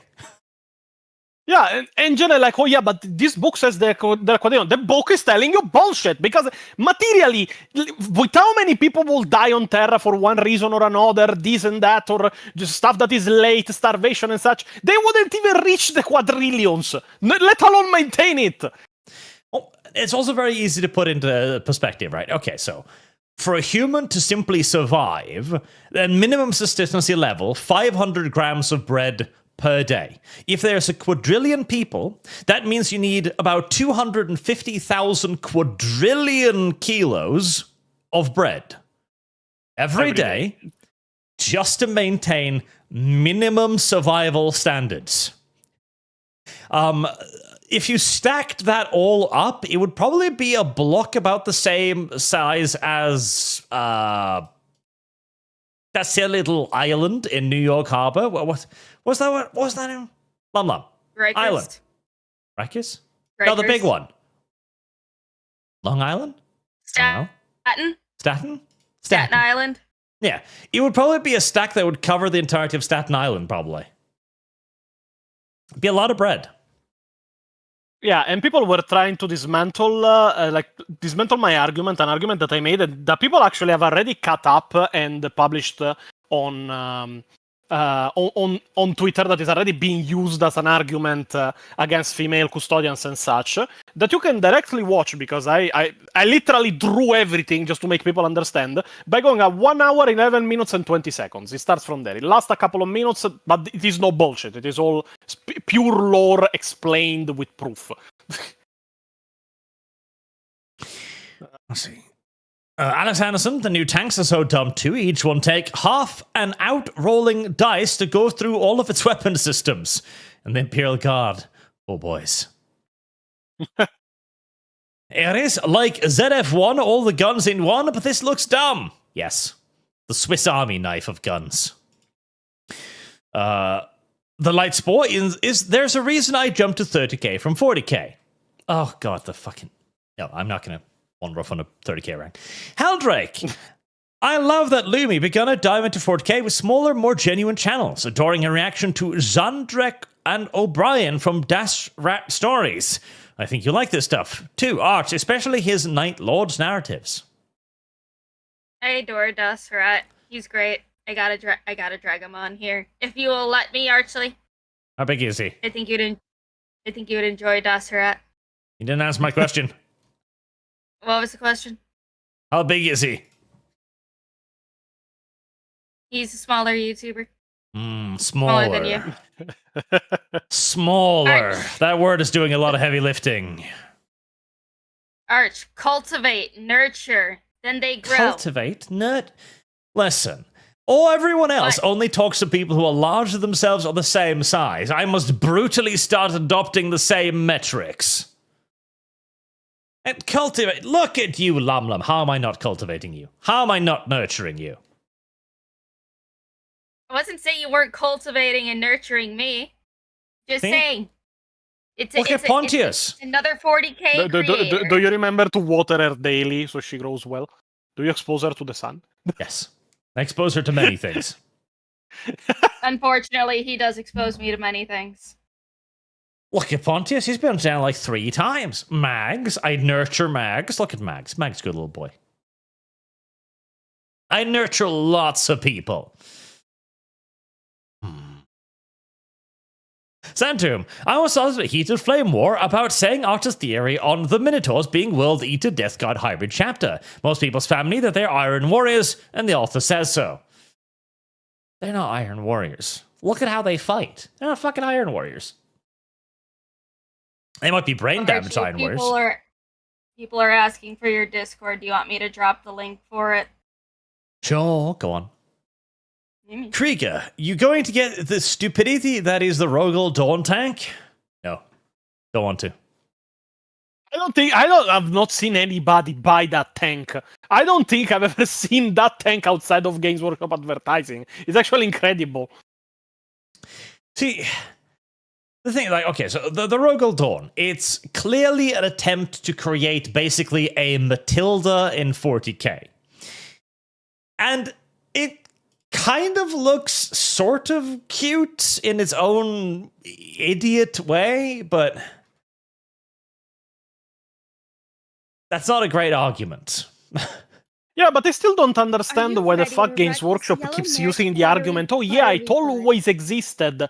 Like, they literally have the plot device to bring back technology out at random written into the lore, which is, we found an STC fragment, but every time something new happens, oh no, it always existed, oh no, it was always there, you just never noticed. Just use the fucking STCs. It's not that fucking hard, it makes sense in universe. Oh no, this tank was not there during the Horus Heresy. Who gives a fuck? You keep it only in 40k. You could just reinvent it. Jesus, like, oh no, it always existed. Your mom always existed, together with Fulgrim.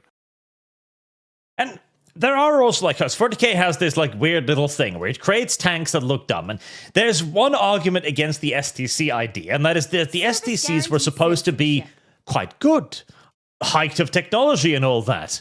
Why the fuck would the Imperium make something like this?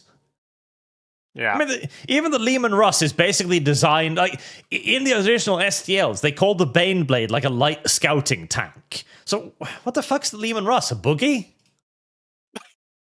To be honest, the Lehman Russ is literally a tank with the trucks pretty much mounted on backwards.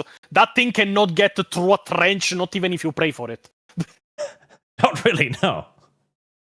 Well, the problem is, they fucked up the rear of the tracks. It's the front of the tracks. Yes, this is how you scale trenches, so that if you dip down, you catch on the lip and you can keep going forward. But then, you slope it at the rear to guarantee that the tank gets stuck.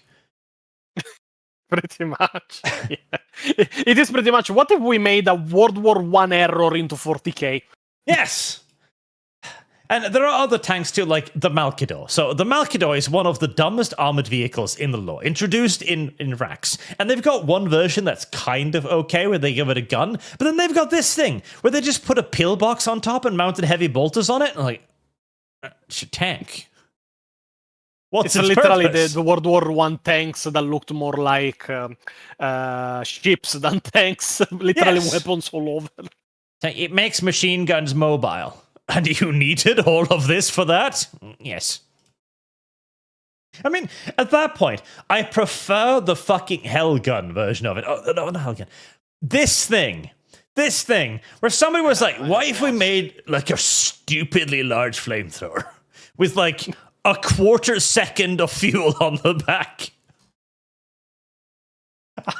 I mean, you can. I don't know why he would want to, but you can. I mean, to be honest, at least they tried to correct the way a bit with the Macarius super heavy tank. At least a bit, because still that one still has problems, so... Yeah, the Macarius is just kind of stupid, but... Oh, well, at least it's got a little bit of soul in its idiocy.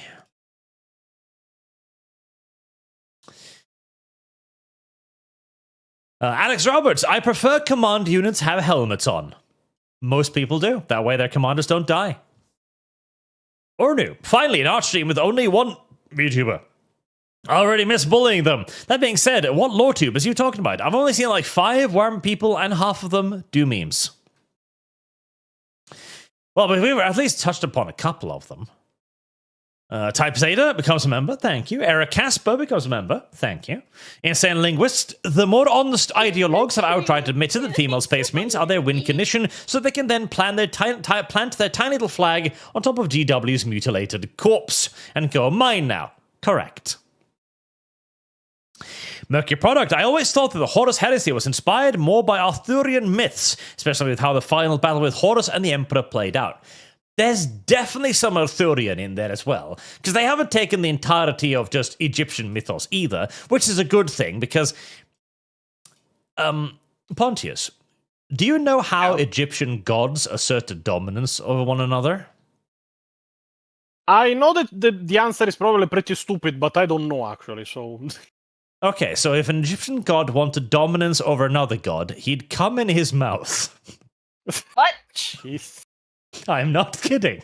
That walk lamb. No, but I think the best way to put it is that what was being claimed by Arbitorian in that part of the video is actually wrong, because he's attributing what happens in 40k with the Imperium and such only to Christian mythology, when Christian mythology is not the only one that has the elements that will compose the events of 40k. That is the best explanation to be given. Yep. But, okay, right. So, obviously, Lum was like, eating cum? Suddenly, Lum was like, oh, interested. No! But this was an entire plot point where, was it Anubis? Who, again, I'm not kidding. He came on a sandwich and tricked Osiris into eating it, thus gaining dominance over him. Jesus. Fuck. The great Egyptian mythology. They had some interesting ideas back then. But to be fair, there are arguments for that.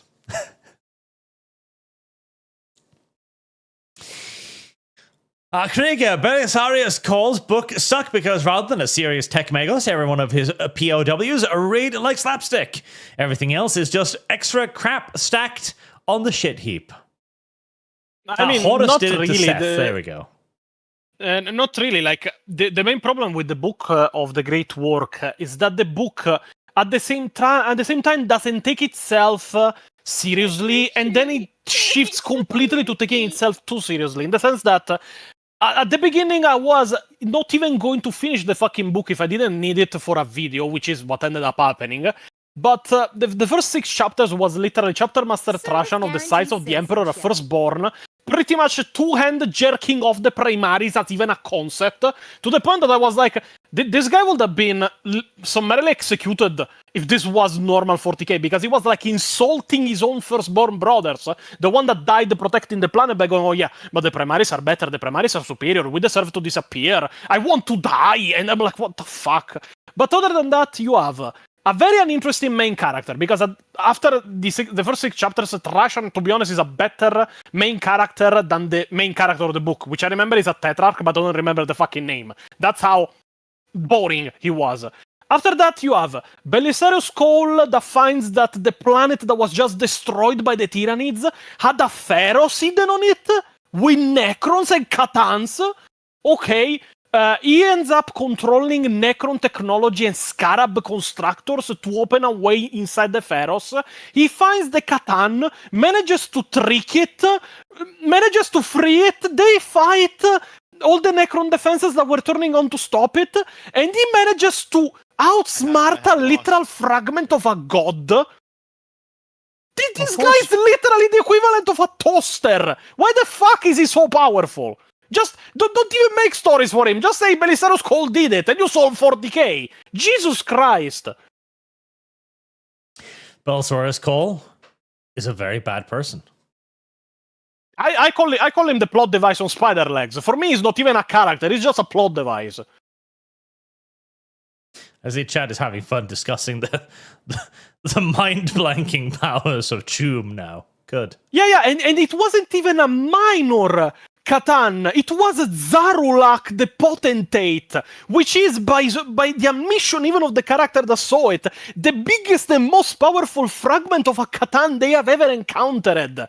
And Belisarius Cole was just going like pretty much whispering to the others after he freed it, don't worry, I'm betraying him, don't worry, I'm betraying him, I'm not really serving. And the Catan just fighting and killing Necron defenses, don't worry, I'm betraying him, don't worry. Jesus Christ, how is this guy not even hearing? Like, he was going to kill Belisarius Cole out of just, yeah, you are inferior to me, I'm going to kill you, I don't have any reason to keep you alive. Then he manages to convince the Catan to keep him alive, and then he just goes whispering to his friends, yeah, I'm betraying him, don't worry, I'm betraying him. Jesus Christ. Jesus, and it was written by Guy Haley. I don't know if he had a stroke or something, but that book was bullshit. Death 6227. Hello, Arch and friends. Hope today is going well for everyone. Arch, have you heard of Alpha Protocol? Second Monster Run playthrough. I've heard of it, but I haven't looked too deeply into it. That guy Gus, who is this man? And is he Italian? French. Every time he gets angry, it's like I'm being pelted by carpet or clawhams in verbal form. You must platform him more often. It's very effective. Arch, we know for a fact that he isn't French, because if he was French, he would have retreated already. Oh. Prodigal Son, great to see my two favorite 40k tubers together. Thank you. Did I miss that? Yeah, Lum. You missed the $50 super chat. Slap Lum. You were in the middle of talking! Krieger, don't forget the burning of Prospero that turned Magnus' attempt at accepting his fate into him refusing to answer Lehman Russ's call. Magnus... I mean, I appreciate what they tried to do, making Magnus kind of a tragic hero character that fucked up and then was broken by his own fuck-ups. I get that, but then they keep trying to make him evil as well by splitting him into shards and shit. Like, no, if you're gonna make him a fuck-up like that, then you've got a much better reason for making him into an actual tragic hero trying to right the wrongs of the past, or at least double down on the splintered shards with a loyalist Magnus, basically.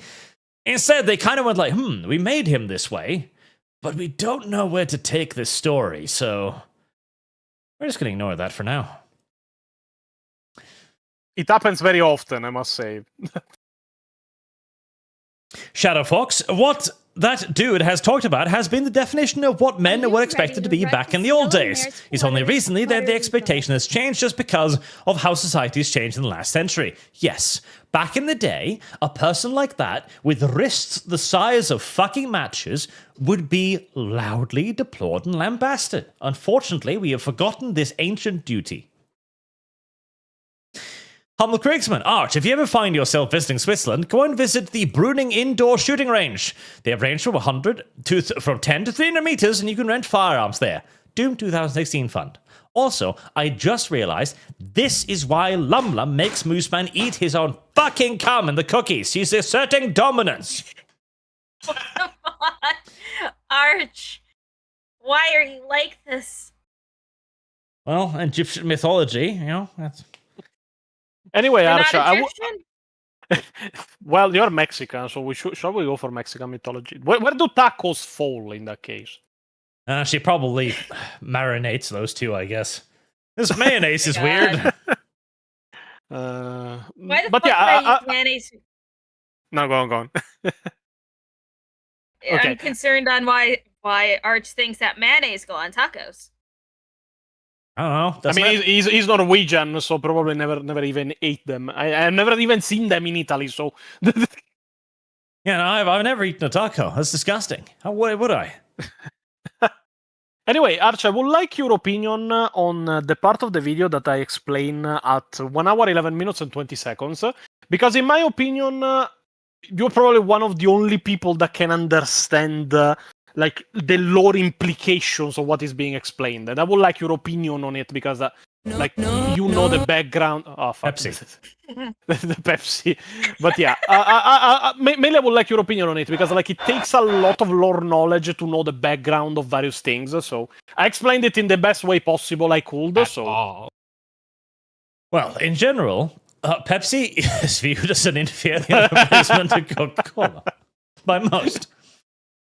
The sour cream tastes strange. It happens. Oh god, who's this person? I feel like I can smell him through the screen. This is Eons of Battle. One that says, "Oh yeah, I've read every single Space Marine Codex ever published, and none of them it actually ever says that Space Marines can't be women." And there was a 5 minutes clip of just my narrator narrating stuff that I got from the codexes, saying that he was wrong, pretty much. So. Yeah, no. Granted, they only explicitly stated they were only men. I think in the second. I could be wrong. I don't remember. They had explicitly stated it in the part, and they keep implicitly stating it in every single codex. They implicitly state it in every single codex, but they state it again in the 8th edition of the Space Wolves Codex. They did state it in the original Horus Heresy, in the first Black Book of the Horus Heresy, Betrayal, in the book of the Horus Heresy, Core 2.0, and even in the Death Watch RPG core rulebook. It is explained. So, because the entire claim of this guy was, oh no, yeah, but it was never stated. And they brought 3 examples from stuff that came out even just a year before he made the video, where it is stated, so. Is that the opinion of Warhammer? Not really, it's kind of more the opinion of Sean. When it is not true, and I will explain it with a very simple to understand scheme. Now, the Custodians recruit only from the most genetically pure Terran-born nobles, as I explained in the video as to why the female Custodes can't exist. The main expert and the one that came up with the process to create Custodians was the Emperor of Mankind, and under his supervision for their creation, the Custodians became known as the 10,000s in just 200 years during the Great Crusade. After his entombment, the end of the Horus Heresy, and the end of the war in the Webway, where less than 1,000 Custodians came back alive, it took them 10,000 years to replenish their number back to 10,000. Thing that was confirmed in the first book of Watchers of the Throne, the Emperor's Legion, where the protagonist claims that only recently the Custodes are back on full strength. And this was before the Battle of Lion's Gate, where the Custodians lost 2,000 of their numbers in that single defense on Terra. And this happened at the end of M41, keep in mind. Now, to explain why their existence doesn't make sense, you have to keep in mind a few small rules. The creation of Custodians relies mainly, not only, on the nobles of Terra. Now, Terra is an Ecumonopolis, with trillions of people on it. But don't be mistaken by that number. Nobility can't number in the billions on Terra. It is the same comparison that we can make between the real world and the number of billionaires. At the moment of the writing of this script in the world, there is 8.1 billion people. And yet, we have only 3,042 billionaires. It is a very small percentage of the population. So, with an Ecumonopolis with at least 1 trillion people on Terra, best case scenario we would be at around 400 or 500,000 nobles by comparison. But we are not not talking about wealth, but nobility. Nobility, in the case of Terra, comes directly from the Terran-born nobles and leaders of the Unification Wars. Their sons were taken to make the first custodians, both as a sign of loyalty to the Emperor, but also as hostages against their own families. Because the threat pretty much was betray, and then send your own genetically modified super soldier of a son to end you. So, in this case, I want to give the benefit of the doubt and say that there could be 200,000 nobles of Terra. This is the highest statistical number I am willing to concede. So, we have an extremely small recruitment pool with the Custodes recruiting only from the nobles of Terra. And the children that are born in the nobles of Terra obviously come from an arranged marriage between noble families between men and women. Now, it is Hold on, I find that notion offensive. Men can become pregnant too.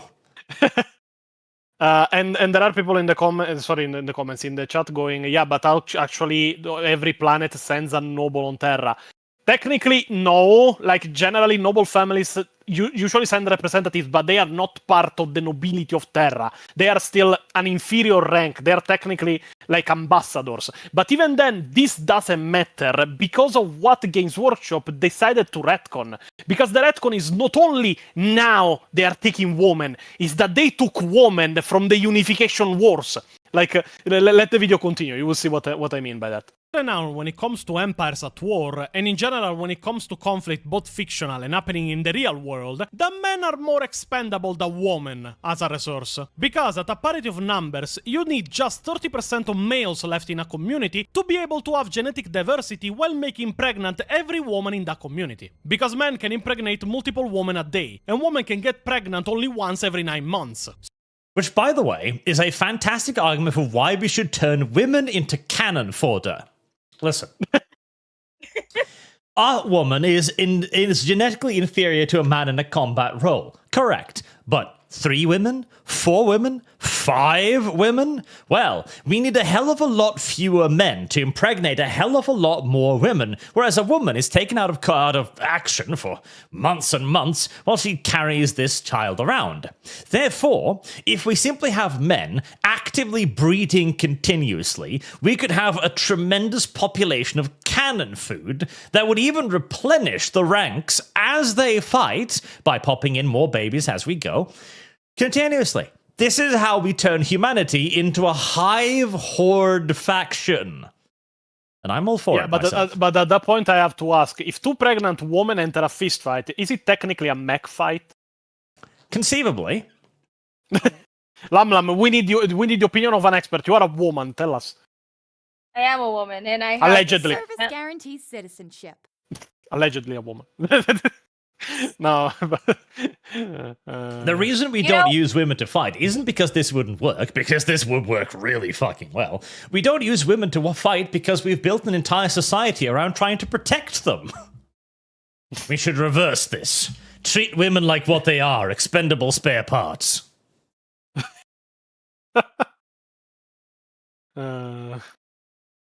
So this means that shrinking the number of the male Terran-born nobles population, as long as you don't do it to the extreme, changes nothing for the reproduction of the nobles and the recruitment of the custodians. You take just some males from every family in the pool once per generation, and the ones born after from the males that are left will make up for it. Do it with enough strategy, you will still keep the number of nobles born compared to the ones that die during the augmentation process still in the net green. So the nobles' families grow, because again, very many children die when they are being augmented to try and make them into custodians. The process without the Emperor has an almost 100% death ratio. If by calculations only 1 every year becomes a custodian. But if we follow the claim made on Twitter by Games Workshop, that not only female custodians exist, but that they always existed, you are shrinking the entirety of the recruitment pool by using Terran-born noble women that once they become custodians, after thousands upon thousands of them die, can't give any children to the nobles. Yeah, see, that's a good point, because if you start killing off the women, your breeding pool begins dropping radically. Yeah, and I made this argument talking of the present, but then I realized they said that they are doing this from the time the Custodes were created. That's the Unification Wars. So these fucking retards have been taking women from probably just the hundreds of nobles that were living on Terra. Yeah, continuously weakening the number of nobles, and also reducing the genetic diversity. Because, okay, I could argue that we could have a higher number of nobles, because we could have a higher percentage of nobles having Terra basically be an administrative center supported by other planets, because you don't need that many peasants, because, well, there's not a whole lot of, food to grow on Terra, etc. So I could imagine a fairly sizable pool of nobles being basically fed by external worlds. But the point still stands. If you begin cutting away at the female women, who are the only source of noble-born children, you're eventually going to have a feedback loop where you'll have fewer and fewer nobles. As, again, the attrition rate, as you say, is 99%. That does seem like an incredibly wasteful use of resources.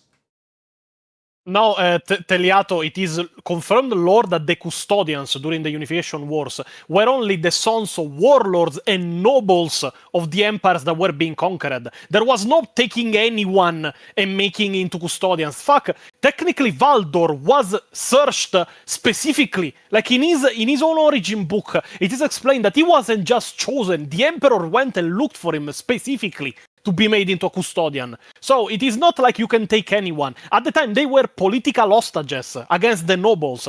But still, if by retcon of Games Workshop, they were always there, it means that they shouldn't exist from millennia at this point. They should have been extinct during the Great Crusade.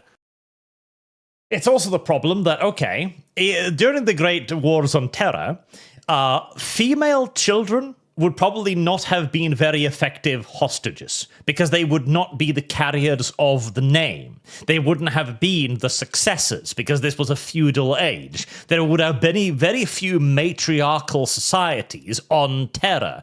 And thus, if you take a daughter, with the exception of exceptional circumstance, a particularly beloved daughter, a particularly talented daughter, that daughter is always going to be worth significantly less than, say, a firstborn son. Thinking the number of males with moderation doesn't give any kind of problems to the recruitment pool. Doing it to women inevitably leads you not only in the red, but over a long span of time, leads the nobles and the entirety of the recruitment pool to extinction. And by my calculations, that would happen in around 500 years. So, this retcon actively makes the existence of custodians in general unbelievable. It has been 10,000 years that they have been using both men and women. By M32, the custodians shouldn't have been a thing anymore. And it was the job of the writer to fix this problem in some way. If he couldn't, he shouldn't have made the fucking retcon. Does this show you that their existence is a big problem? Hope so. Tangent over. Let's... And no, this is also a core problem with all retcons. In a universe as large and complex as 40k, this is a setting of thousands of bricks, perfectly interlined with one another, over decades of iterative writing. When you suddenly then take one of those bricks and fucking yank it out, you're probably going to end up with a pile. Yeah. And like, my argument still applied even if they kept doing that after the end of the Horus Heresy, because there were many people that were using the argument that, oh yeah, maybe now they're recruiting women because they are desperate and such. To which I always answer, okay, they might be desperate, but they are not fucking retarded. But anyway, but the problem is, by retcon of Games Workshop, these fucking idiots have been using women from the time the noble family is numbered in the dozens. Not even in the thousands, in the dozens by noble family. So, how in the fuck do they still exist? Like, Games Workshop created a retroactive continuity problem where their retcon invalidates the existence of an entire faction. Jesus. Nami Naman for another 50. Thank you very much, sir. Female women. Not be confused with the elusive male woman. Nothing good comes of such a mix-ups. Listen, there's a lot of male women in the world right now. They're, one could argue, the source of a lot of our problems, actually. So, yes. There's a lot of male women around now. Lum famously is a male woman. No. New canon lore unlocked. God, okay. See, the moment I start reading... See, this is a problem, Lum. You know, read the Superchats. The moment I start reading, they start flooding in faster. It's like trying to stem a dam with your dick. It's just not going to work.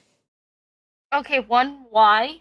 And two, I'm not telling you to read all of them at this very moment. Just get some out of the way. Make sure you mark off the ones that you've read. And then you and Pontius can start yapping again. And then you can get back to the rest in like an hour. It's more effective than the alternative.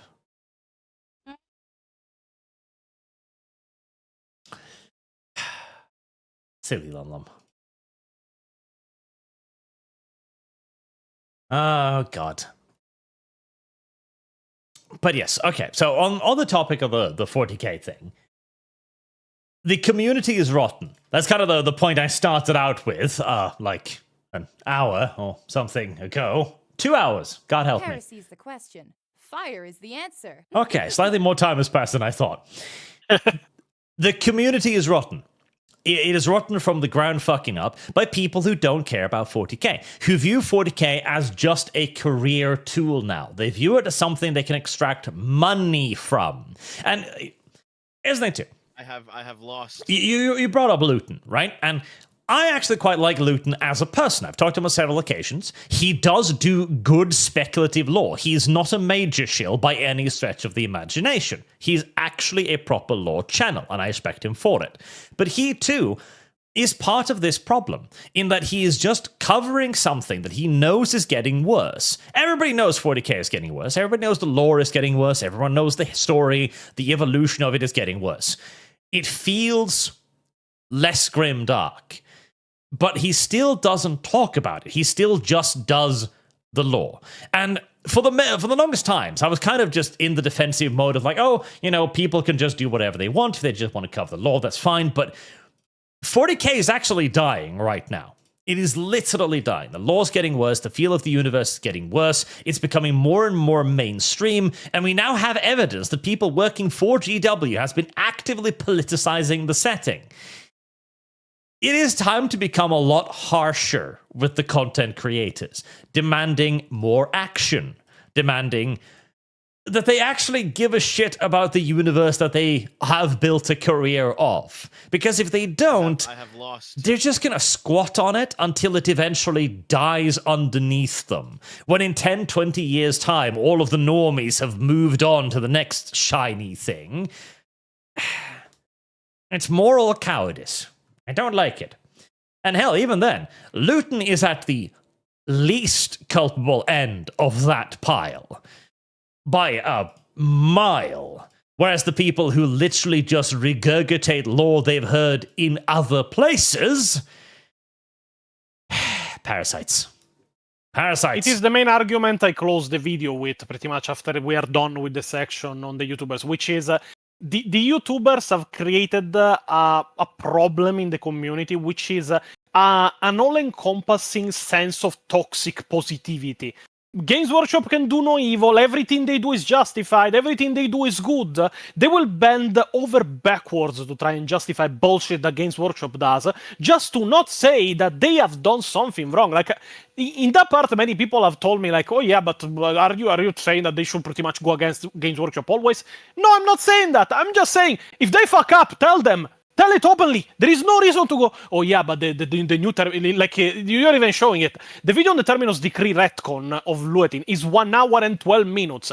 In that 1 hour and 12 minutes, there isn't one argument provided that even gets close to justifying the retcon. And even at the end, he still stubbornly believes, he pretty much says it, I'm not saying it is a retcon because retcons don't exist in 40K. So are we just going to keep on bending over backwards to justify the shitty writers of Games Workshop? Or can we go back to try and make this fucking hobby work and be good and give some feedback on it every once in a while that Games Workshop is fucking stuff up? Like, it is not even a small mention of something. We already had, with the story of Basilio Fo, an answer to what pretty much the Terminus Decree was. It was implied, never specified, but it was there. And then you just go, oh yeah, it is actually an order that the Grey Knights, in case the Emperor ever comes back, have to put him back on the throne. No how, no why, no where, just... 1,000 Marines have to invade Terra, fight the Custodians, which is a thing the new lore specifies, that they might have to fight the Custodians if needed, and just put the Emperor that came back and is a psyker of apocalyptic proportions back on the throne.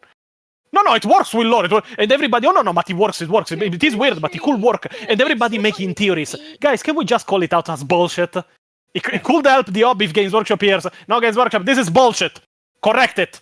It was just a stupid idea. You don't need to read any further into it. The fact that you have to equivocate for an hour and 12 minutes makes it pretty clear that it wasn't a good idea. Yeah, like, as even I defined in this video is 1 hour and 12 minutes of a co-op session. It doesn't even come close to fixing anything, not even in theory. It is just literally, how do we justify another fuck up? The video. So. And again, Luton isn't even close to the worst of this. I have infinitely more respect for him than I do virtually every other one of these content creators. Same. As the majority of them are literally, that's a picture of a cheese. Lum, how did you do this to me? And sorry if I interrupt for a second, but I want to correct Snark Monkey. No, there isn't 3,000 Grey Knights. There is less than 500 by lore at the moment. To the point that one part of the lore that I even discuss in the video of Warhammer 40K YouTubers are at Disgrace is that in this same codex we had another retcon where the Grey Knights, after the Cicatrix Maledictum was created, pretty much admit, yeah, we are not getting enough recruits to sustain our numbers, which is more bullshit because of the entire Psychic Awakening storyline. But even if we count it as canon, their way to fix it is literally attacking Imperial Institution and other Space Marine chapters, killing Space Marines just to steal aspirants. Which doesn't work, because the aspirants are screened for compatibility of Gensid with the chapter they're being recruited by, not them. Also, this chapter don't recruit only Psychers, so who the fuck are you stealing? And even then, if you're stealing it and they die during the induction process on Titan, then you just killed other Space Marines and stole something for nothing. So, what the fuck are they not using the Inquisition for that? Just going, we need more... Go to Inquisition, we need more aspirants to get us some Psychers now. Instead, no, they are going full Euron Blackheart against the Imperium, because we need recruits. Like, even if you assume the Grey Knights at absolute maximum capacity, maximum strength, with chapter serfs, maybe a defense force on Titan, like, you do everything you can to beef up their numbers. You're attacking the most heavily fortified planet in the fucking galaxy. You are going to have to fight past Battlefleet fucking Solar to get there. It's an idiotic situation. It's just stupid. Not counting the Phalanx, the Imperial Fist, the Lucifer Blacks, the Inquisition on the planet, the Imperial Guard forces, the defenses of the Imperial Palace, the Custodians, the Silent Sisterhood. Like, Jesus, they wouldn't even get in the system before being all dead. No. They wouldn't. They wouldn't even get past the fucking Battlefleet Solar. Never mind beginning chipping away at the orbital defenses. I have lost. It's just a terrible fucking story. But there are also far too many who are just cheerleaders for GW and do nothing but. And companies don't get better if you just suck their cock endlessly. And so the more and more, I feel like this is just parasitism. This is sitting atop a corpse, slowly withering away, squeezing out whatever droplets of nourishment you can from it, even as you know you are dying. Or unless I am simply overestimating their intelligence and assuming that they can see the downward trajectory. I don't think they are seeing that I think they are too blinded, probably by the deals they have with Games Workshop or whatever they have signed or whatever they hope to get from Games Workshop. But I'm like, guys, I can understand that you cannot, like, critique and say Games Workshop sucks, even if, don't get me wrong, with many sections of their own plans and such, they do suck. Like, even their writers at this point don't know what the fuck they're doing. But even if we don't count that, I'm just asking, even with this video, that people find a bit of a spine and tell Games Workshop, can we fucking fix this? You're going off the deep end, like, oh yeah, we have the female custodians, Grimaldus now has been retconned and being no fucking better than a warbearer that sends people to die and then burns everything with acid after Elsich, I will add. We have brain-dead retcons for the Grey Knights. We have the Yarrick that died off screen. The suspicion that Kaldor Dragon might not be the Supreme Grandmaster anymore because he's not mentioned in the... Like, he doesn't have a profile or a miniature in the latest codex. Like, Jesus. Games Workshop, a bit of a fucking course correction. Get a plan together and follow it. It just annoys me because this was a community that was once defined by incredible passion. And now it's defined by arguing whether or not the universe even fucking exists. Yeah. Right. Okay, since we've been at this for 2 hours and we've covered most of the topics, I'll try to just get through the super chats. I'll blame Lum. She didn't stop us What? earlier. You told me to not. What? No matter what I do, I lose. Yes. It's nice Welcome that you're to the beginning world to of Pio. realize. Unless I deliver art updates for art, then he's like, yes, very good. And then he gets disappointed in me for no reason again. Speaking of, I have finally managed to get around to commissioning that Space King thumbnail, so eventually. Oh, good. Remembered. Look, it's a dumb cat creature. You like Felnids, chat. And also, don't Wait. forget to do your members only stream this month. That is a thing, isn't it? Yes, it is. Good of you to remind me, because I had forgotten. Oh my god. Lum's favorite feat on Streamlabs. In the UK, there's 300 times more Muslims than non-Muslims in police blacklists, yet no one could expect gentlemen named Jihadi MacDagger with criminal record to go wild and stab infidels. That's right. Did either of you hear about the mosque attack the other day? Islamic man, Muslim, with whose name literally translated into Jihadi from Syria. Yeah, I heard about I that. heard about it. Yeah. It was it is still a tragedy, but I cannot get over the name. Like even if you cannot translate the second part, just hearing jihadi when you're accepting someone should at least let you like raise an eyebrow. At least.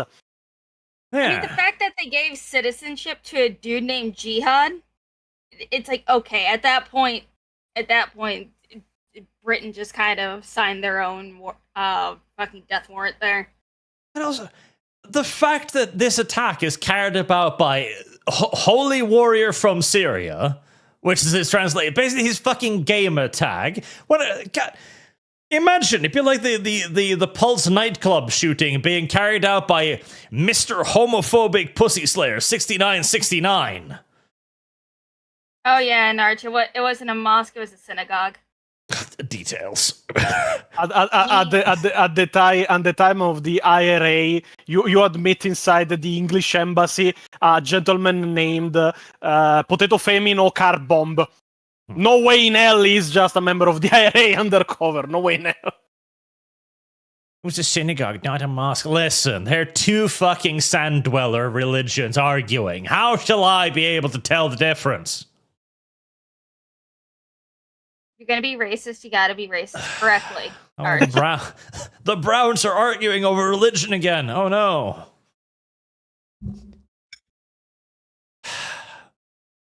Caleb Knight and the 8-year-old correction on what is cool. Shannon Fox 2300, let's go, chat. We need to punish Bartz for his heresy. The Marines Malevolent did nothing wrong. You need to get this through your fucking head. Nolly, what? How do you speak ill of my green good boys and my favorite Primarch, you beardless French-speaking? You watching her vengeance fun. Listen, again, like, the Salamanders are not the heroes. The Salamanders are the ones that lose wars. This is the 41st millennium. I don't care about 24 cities. I care about the 10 Space Marines killing the enemy. Revengeance. Are you ready to rut this yellow mare's fluttery buttery butt? Mach 99, I have the guy feeling. This guy loves the Tau. Pontius, I think he's talking. No, I'm not. I think he was talking on somebody showed on screen like the Ionso Battle. But no, if it is Ionso Battle, which is the guy with the long hair, no, he's more of a fan of the Black Templars, which is pretty ironic because he calls them, from what I was told at least, his little fascist minis. So. Maranga 2, the stream is sponsored by the like button, Witcher and Phoenix Point. It is. Literally, the like button is the only thing that makes other people watch these videos. Listen, that's just how YouTube works now. Yeah. Beyond a freak of the algorithm, that little button is all that stands between you and oblivion. Click it now. And if you don't want ads, you can always go to Kick, where Arch gets more money from passive viewers. That's true as well. Every stream has an aggressive fuck you in the ass monetization because YouTube asked me to. Arch, could you punish everyone for us? Why would I do that? Well, boost you in the algorithm. All right. Kick doesn't do that. Kick is your friend, chat. Kick loves you. YouTube hates you. Sandube, don't compare Honorable Skaven to the pink skin. Shadowfox, this shit is moronic. We have sobs and sauce. We don't need female Space Marines. I like them better than Space Marines. But they're not as popular. They are not the centerpiece of the universe. You have to understand the only way to make women interesting is by gender bending men. You cannot make women interesting without doing that. I mean, want to know what else is going to become super popular if female Space Marines are around? The porn. The monkey lava. Oh, yeah, based. Probably porn about that too. I've never searched Ruru 34 for that, and I will never do that. I mean, I could do it for you and send it over. No, thank you. I'm fine. Okay. I will send you Pio Fit again. I'm threatening you. No! Sergio Ruckus discovered Pontius just 2 days ago. I am so happy to see you know the base lawmaster. Bricky Delanda Est.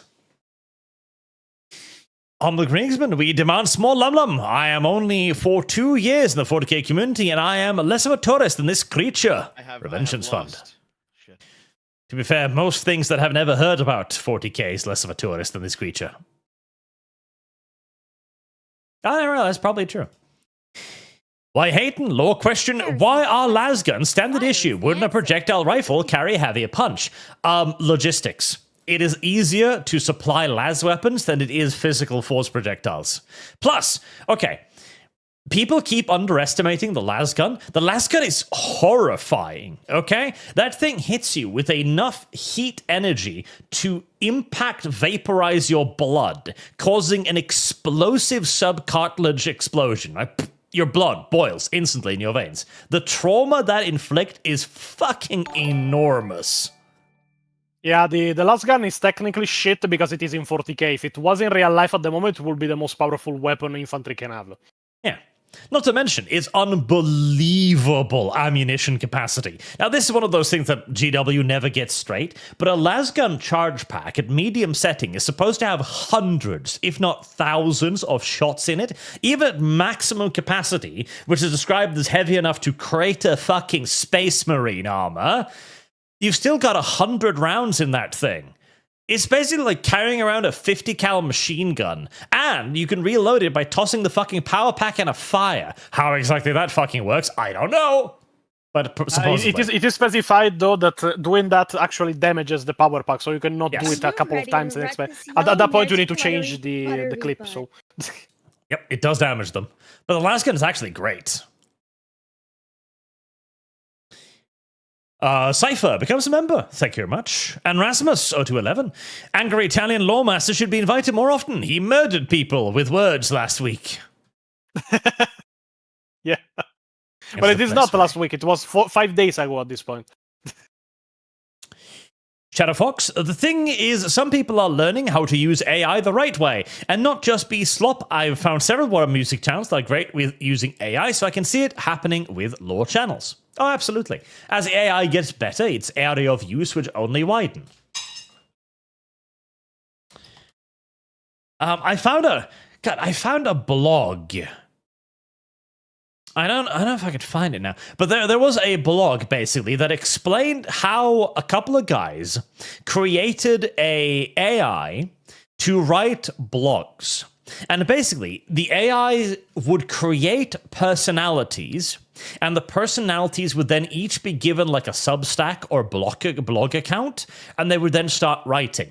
And so he had 5,000 bots creating blog entry points every day, continuously. And Each of them would create like a dozen blog entries every day. Each would have won, because it was mostly just fucking slop, right? Each one would only get like maybe 10, 20, or 100, couple hundred views.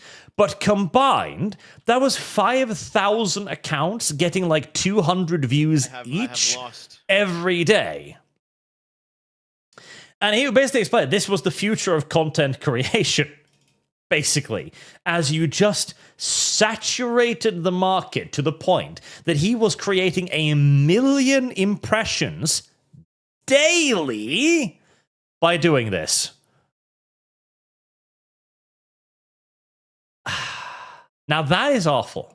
Now that is the kind of shit that is dead internet, where somebody else could have had those 1 million impressions. They were now basically all trickled away on AI slop. That does worry me slightly. Nolly, but Pontius, tell the truth. Do you, Pio, or Narratus actually have thick and bushy handler mustaches? I mean, I do have a small beard, but no, Pio is clean shaved and also Julio is clean shaved. But I do have a small beard, so. But the important question is, being a Tandalian, do you have hairy hands? Yeah, actually, yeah. Well, now that I check it, actually, yes. Good. I never noticed it, actually. I now do. I noticed a few years ago that I was getting really bushy hands, then I started to shave them, and now I just, oh god, now it grows faster. Yeah. Gladly not, it's just very light hair, nothing too much, so I don't look like a hobbit, at least there is that. Even then, because I fear the Lamlam will just look at my giant feet if I was, so. Shut up. Lamlam catching strays. I'm always catching strays. Always make sure to hide your hairiest feet from Lum Lum. Shut up. I swear, between here, Twitter, and random ass dev videos, I catch strays like at least 5 times a week. Good. That's how things are supposed to be. AI-generated feet just getting on Twitter. The only thing you get. Honestly, that's the only thing I get tagged in. I think, oh my god, I got tagged in something. It's gonna be so cool.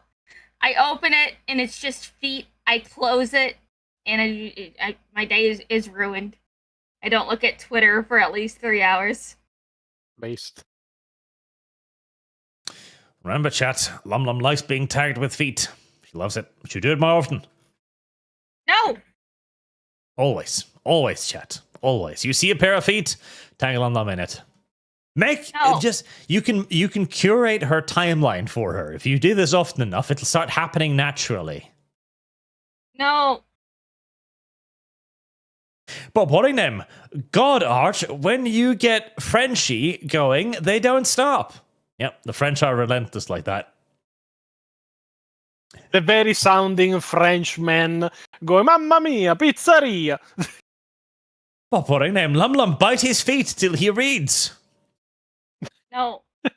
I had this idea of Lum Lum as a sleep paralysis demon. You'd wake up unable to move, just watching Lum Lum eating your feet slowly. Like, Lum Lum Lum Lum. You know, it's like I don't know what's more concerning. That thought or you thinking about it while you're just laying there. Lum Lum's favorite feat. Arch, just letting you know, you did not attach Streamlabs link to the kickstream. Thus, you make me open YouTube. God damn it. Well, you know, if you want to be a good boy, watch both places. Twice the effect. And I mean, that's what I'm doing right now. Stereo Arch is great. And Pio in stereo would be fantastic. Pio plus Pontius in stereo. Oh. We could have them be Gregorian chanting, basically. Anyway, Pio just arrived. I don't know if you guys want him on stream just for the final part. Sure, why not? Okay. I have come down from the mountain. Pio, hurry. You're required. I actually asked him if he had exploded on the mountain or something happened, and then he told me no, I actually was eating pizza. Which I could consider is actually worse. It's actually more stereotypical for a Pio. No, I was in Germany not that long ago. And we talked about pizza with pineapple, which is obviously a no. But I ate a pizza with ham on it. Like, not ham as in the pink ham, but like, salted ham. Like the... God, what's the English word for that? Cured ham? Yeah. No, it's not cured ham either. It's like... We call it Are you talking about bacon? No, not bacon. Are you referring to capocollo? Let's see. The Italian-American version will be gabagool, but it is a close, but thinly sliced and in strips, but it's close to that. Yeah, because that is actually cured meat from the neck of pigs, so...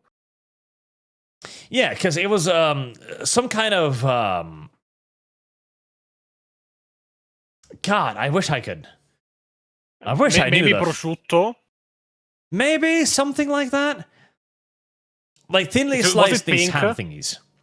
No, it was like slightly pinkish, but slightly more reddish. Like almost bacon in appearance, like color, but clearly not bacon. Okay, so it was either capocollo or speck. Prosciutti, I think. What? Prosciutti. Okay. It is called prosciutto, but it is a version called the prosciutto crudo, which is a slightly harder version. Yeah, stuff like this. That on pizza was fucking delicious. Yeah, that's prosciutto crudo. Yeah, I can send the link to it. Yep, that on pizza was so good. Holy shit, I love that. They I'm are start sending in the photo with the name if somebody else is curious. I'm gonna start having that on pizza. Homemade pizza with this. Oh, that's excellent. See, normally here in Norway, we eat ground meat on our pizza. Sausage? No, ground meat, like beef. Ground meat. Oh, ground beef? Let me kind of like you know how you make meatballs, right? Uh-huh. Yeah, that basically. So, yeah, here we go. This is like a classic Norwegian pizza. Yeah, that's just sausage on it. So sausage. This looks like shit. Heresies. It looks terrible, but it's incredibly tasty. I mean, to be honest, we have something that at least partially looks like this, but for us, it is literally a dessert. We call it Nutella pizza. Nutella pizza. Nutella pizza?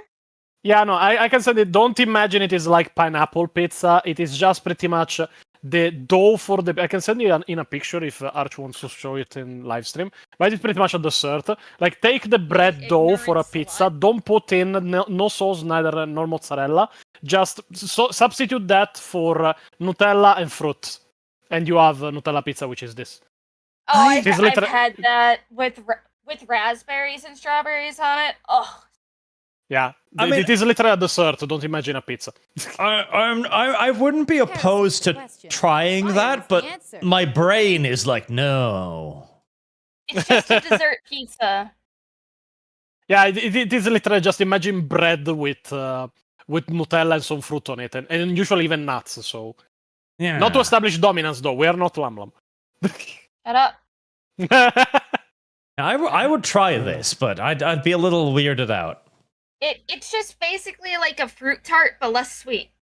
Fuck the people calling it a pie in the chat. That will make pretty much lasagna just a pasta pie. Fuck you. Ground meat pizza, best pizza. Yes. Bobbery name, pineapple and spam pizza, best pizza. Kilu selfu. Selfu tilitu. Jackson Bowies, yes, Lum, put your foot back in your mouth. No, She it does was that never occasionally. there. You know how some people, like, they nervously bite off, like, the rims of their fingers around the nail, like, just the little pieces? Lum does that with her feet. Like, she just eats the crust on them. What the fuck is wrong with you? Like, the crusty parts underneath your heel and stuff? Oh, she bites that off. Arch, I thought she grated those parts to use as pretty much the cheese on her pizzas. Yeah, she does, but that's using tools. She didn't realize that until later. That's why she invented the Lumi foot grinder, to find an easier way to acquire that. Lasagna is casserole. I've been burgled. If this was my stream, I will ban you for that assertion. Fuck casserole. Fuck the French and their casseroles. I hate casseroles.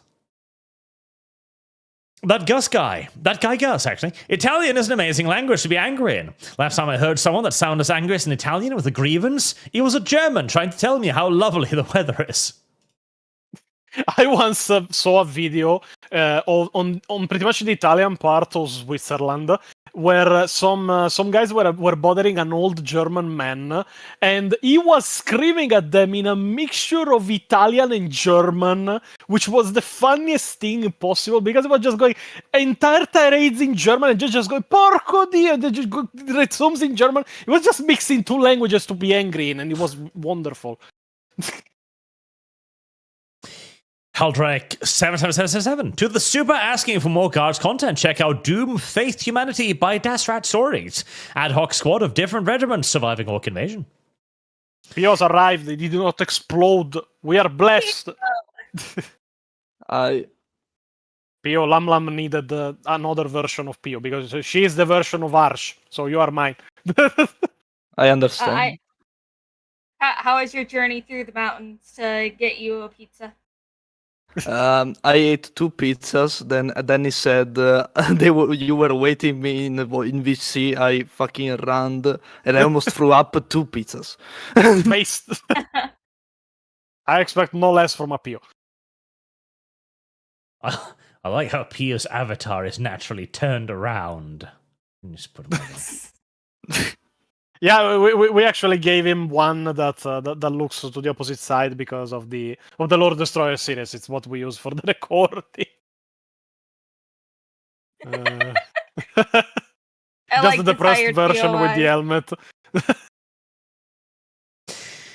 Boog, pineapple on pizza is delicious. Fuck you. You should break pasta. Yes. Yeah, depending on, yes, kind of. If it doesn't fit in the pot, and you can use any cheese from macaroni and cheese. Yes. I agree with both those.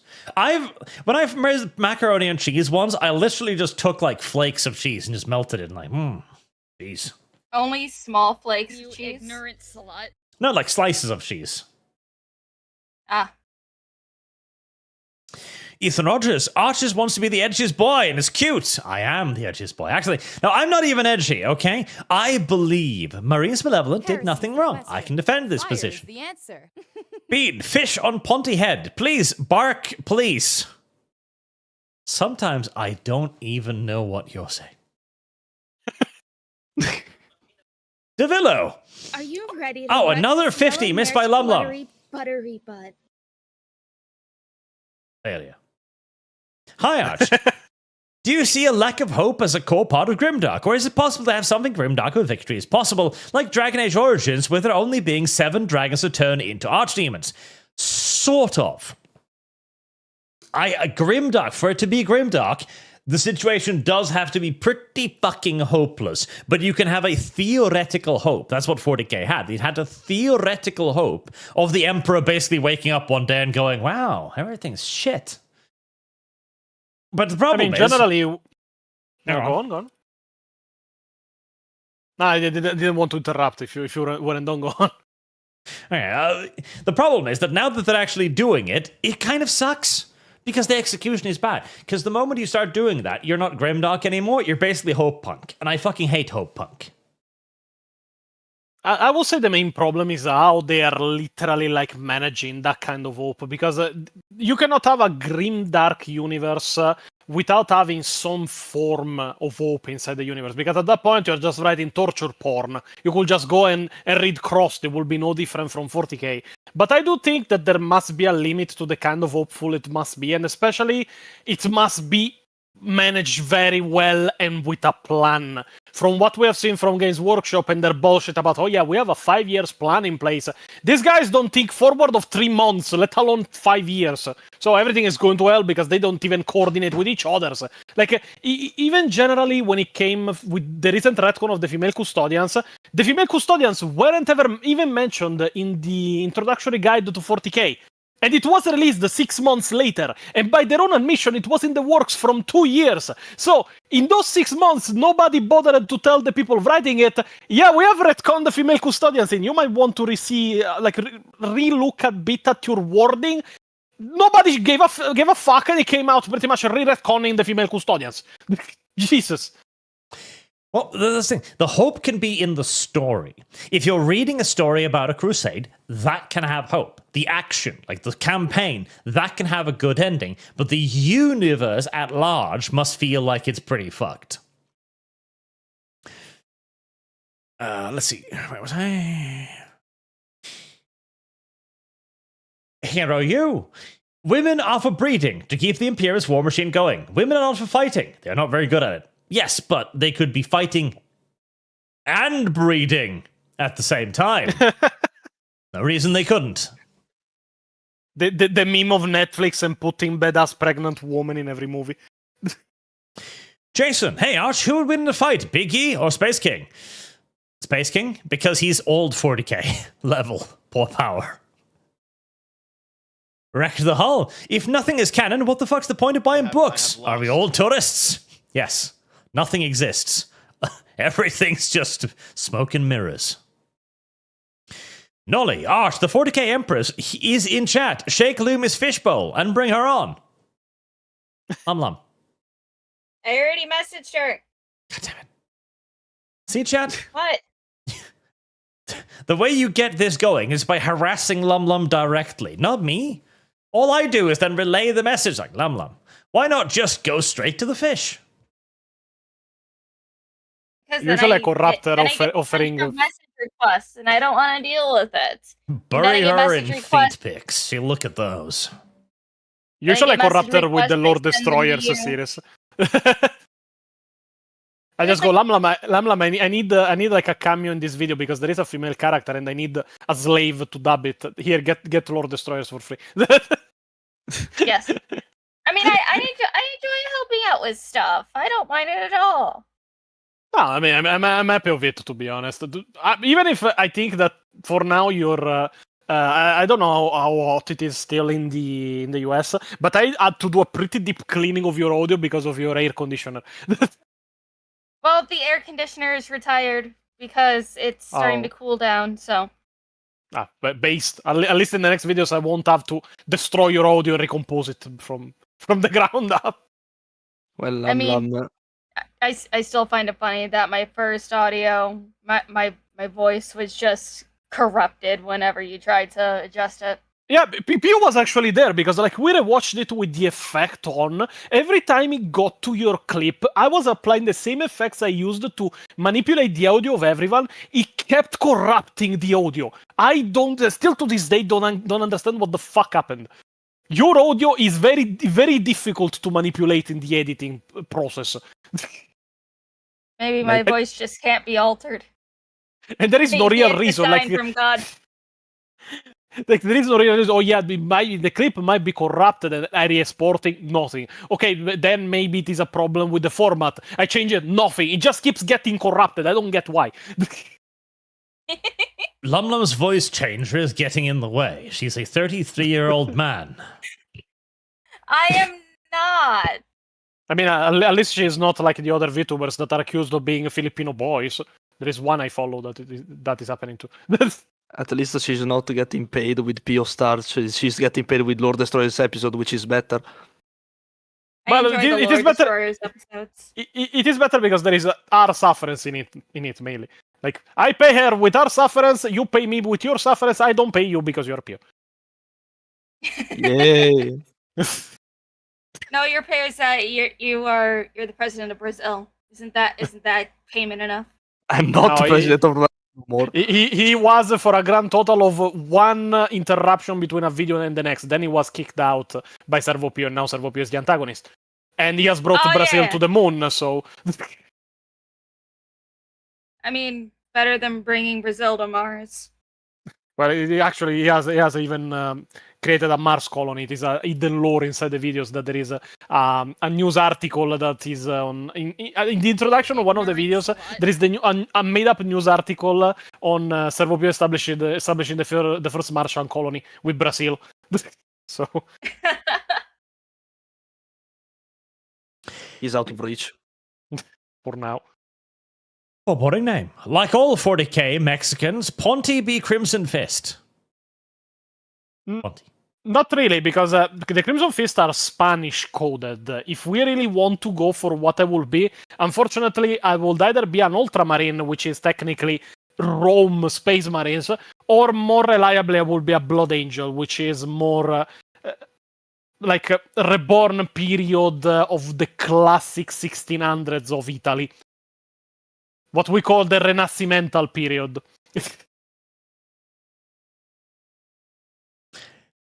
Ben, if I collect all the Dragon Balls, Pontius, would I be able to wish the Emperor back to life? And Pontius, thoughts on Vegeta's ego being so massive he could become a Chaos God? Would you suppose this Gonzo scenario? Support, I'm presuming.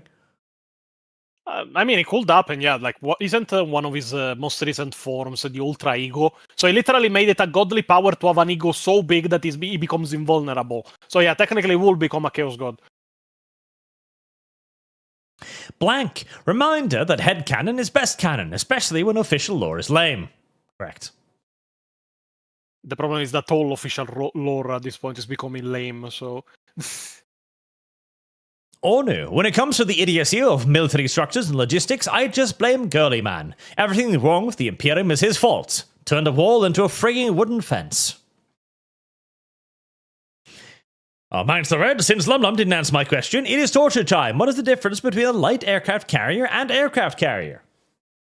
Hello, Lum.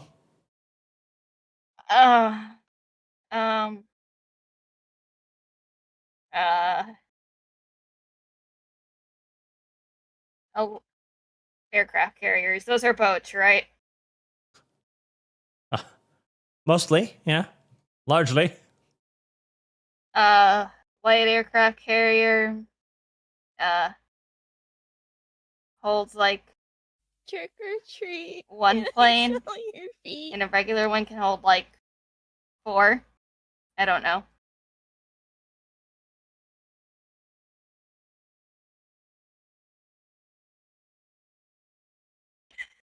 Stop being disappointed in me.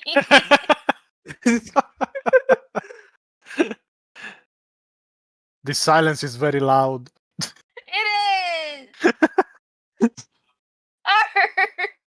At least verbally be disappointed in me. The silence makes me more worried. In other news, a duck. Duck.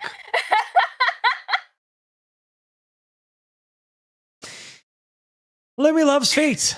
Lum was hoping to grow with Arch nurture physically. Inflation? Inflation, Lum? What?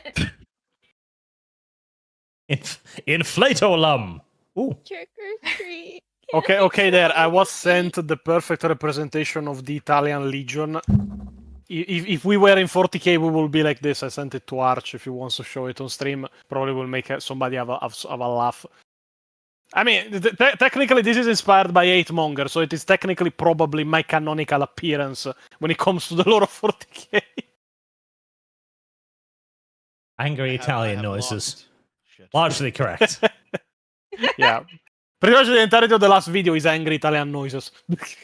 Just in English, though. I do like the hand purse, though.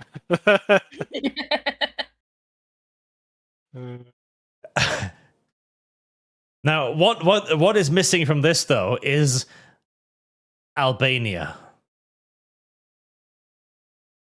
With all armors that are made of old Fiat Cars. No, for the one all the way on the right, the little red bits, that should just be pasta. Yeah, that's actually true. They just put the spaghetti in on the place of the air. Yes. I would prefer as a logo a pizza. The captain is designed with a Are pizza. you ready to rut this yellow mare's fluttery buttery butt? Siegfried von Felsenbrot. What always gets me with 40k troop numbers for God is just like, why not look at World War II casualties now to 0? Homestuck Fund. Because that would require Games Workshop writers to open a book and read at some point. Which they are deathly, deathly afraid of ever doing.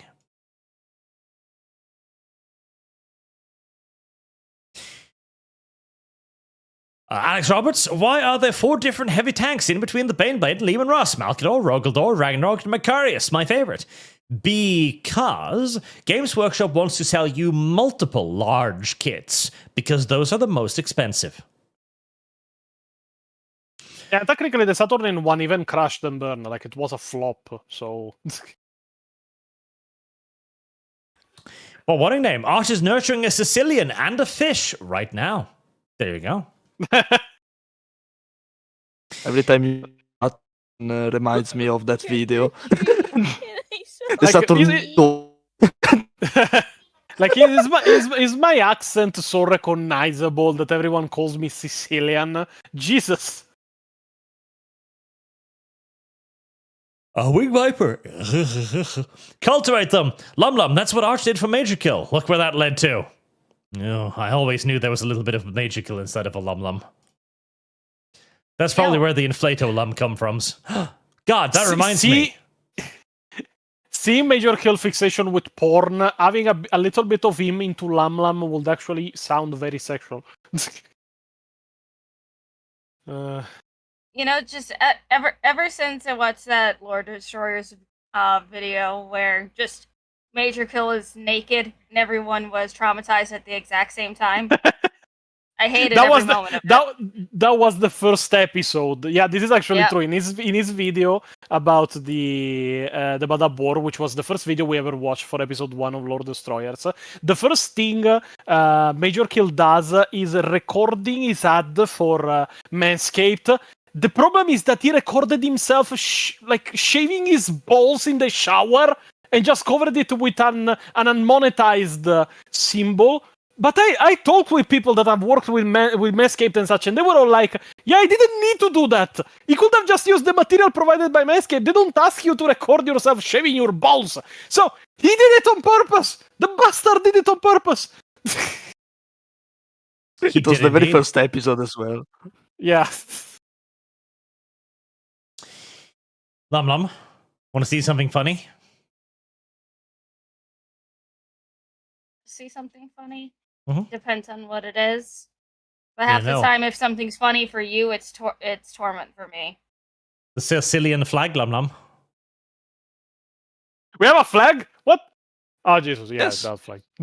I didn't know it. Yes, I chose to not remember we had a flag. Lum's favorite flag. It has 3 feet on it. It is the feetiest flag ever made. It's Lum's favorite flag. It even comes with a little bit of corn so she can make feet pasta. The fit pasta did you logo. say corn? That's not corn! You blind little shit fuck.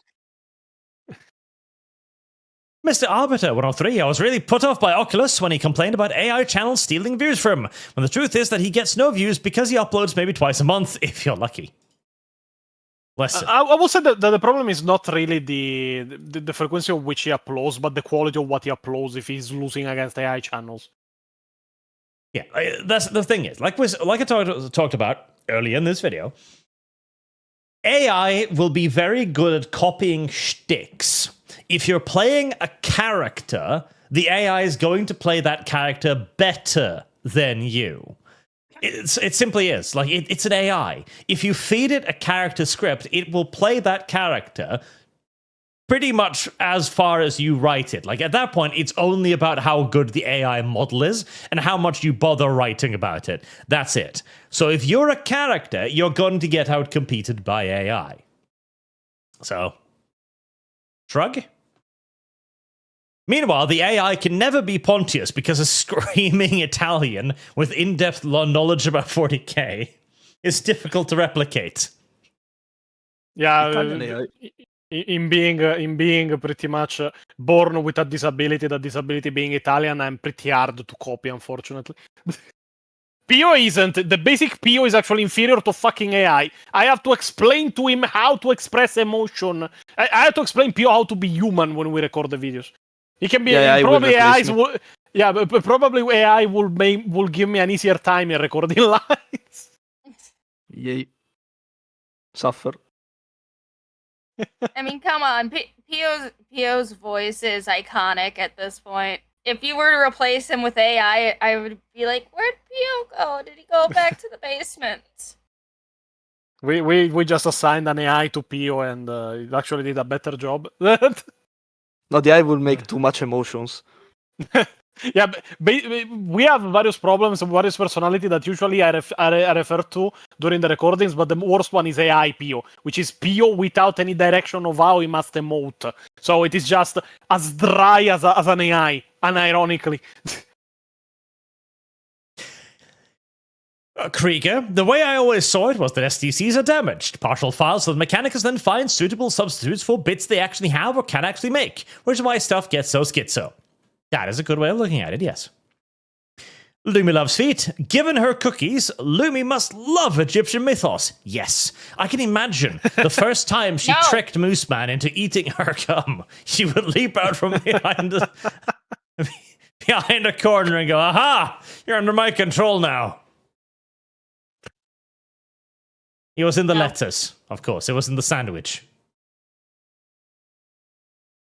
Load comes a Spartan. Well, if making someone ear your load is how you assert dominance, what happened when you play Soggy Biscuit with the boys? Soggy Biscuits. I don't like that word. Oh, no. It's not a good one. Yeah. The problem with Pio, the Nobleman, is that technically I write Pio, but Pio is the favorite character of everyone on the show. Even like I've heard this, I've told this story a couple of times, but I'm friends with some of the main developers of the unification mod for the Dawn of Wars and such. And pretty much one of their main heads of 3D modeling, like he's a fan of the channel, and he was like, "Oh yeah, I'm a fan of the channel. I follow. I'm even on the Patreon. Oh yeah, that's actually pretty good for Pio." And I was like, "Motherfucker! Like, I write Pio. How does Pio have more fans than me in the channel?" Danny, I always said that skill issue. I'm sorry. Fuck you. Fuck you, skill issue. I will write you for liking. I will write you liking the English government. Don't tempt me. Oh yeah, I know, but I like Keir Starmer. He's actually my main example, and Pio just goes down in the ratings until it's worse than Major.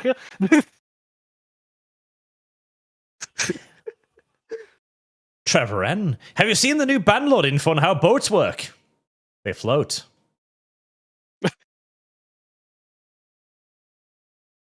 Is there any more info on how boats work? Because it's frankly irrelevant at that point. I have seen it. It does look pretty cool. Boog, Mayo goes on fish tacos. I'm revoking Lumi's Mexican card. Oh, lumber. I don't like mayo. Disappointment. I only like them on sandwiches or when I decide to not use butter for my grilled cheese and I just put mayo on it. Yeah, Lum knows that the taste of mayo knows that she might be getting brain dominated by somebody else in her food, so she avoids it. Shut the fuck up, Arch. She's used that trick on too many people to fall for it herself. Shut up. Candace on duty. Hey Pontius, asked this on the video, but it probably got buried. Have you thought about a video singing the praises of low folk who do good? Darkwood. What? Can you send me a screenshot of that? Because I didn't understand the last part. Have you thought about a video singing the praises of low folk who do good? Darkwood. Oh, okay, yeah. I mean, technically there wouldn't be a need because, like, generally, if they don't end up on the Lord Destroyers, because like all Destroyers are shown on the posts of the YouTube channel and on the Discord. Usually, if they don't end up there, they're already good. If they weren't in the last video, also they were either extremely bad outside but not inside the videos, like Oculus Imperia, or were doing good. Like generally, I don't think a video on the good YouTubers is necessary because if you're a 40k lore expert explaining lore to people, you're already doing what is required of you. The problem is when you don't do that. So yeah. Ben, Lum on Ponty head, please. Smarch. No, but I can make a small PO on his head. Put him on the shoulder, like a parrot. There, and now we need to invert him. Oh, that's the wrong way.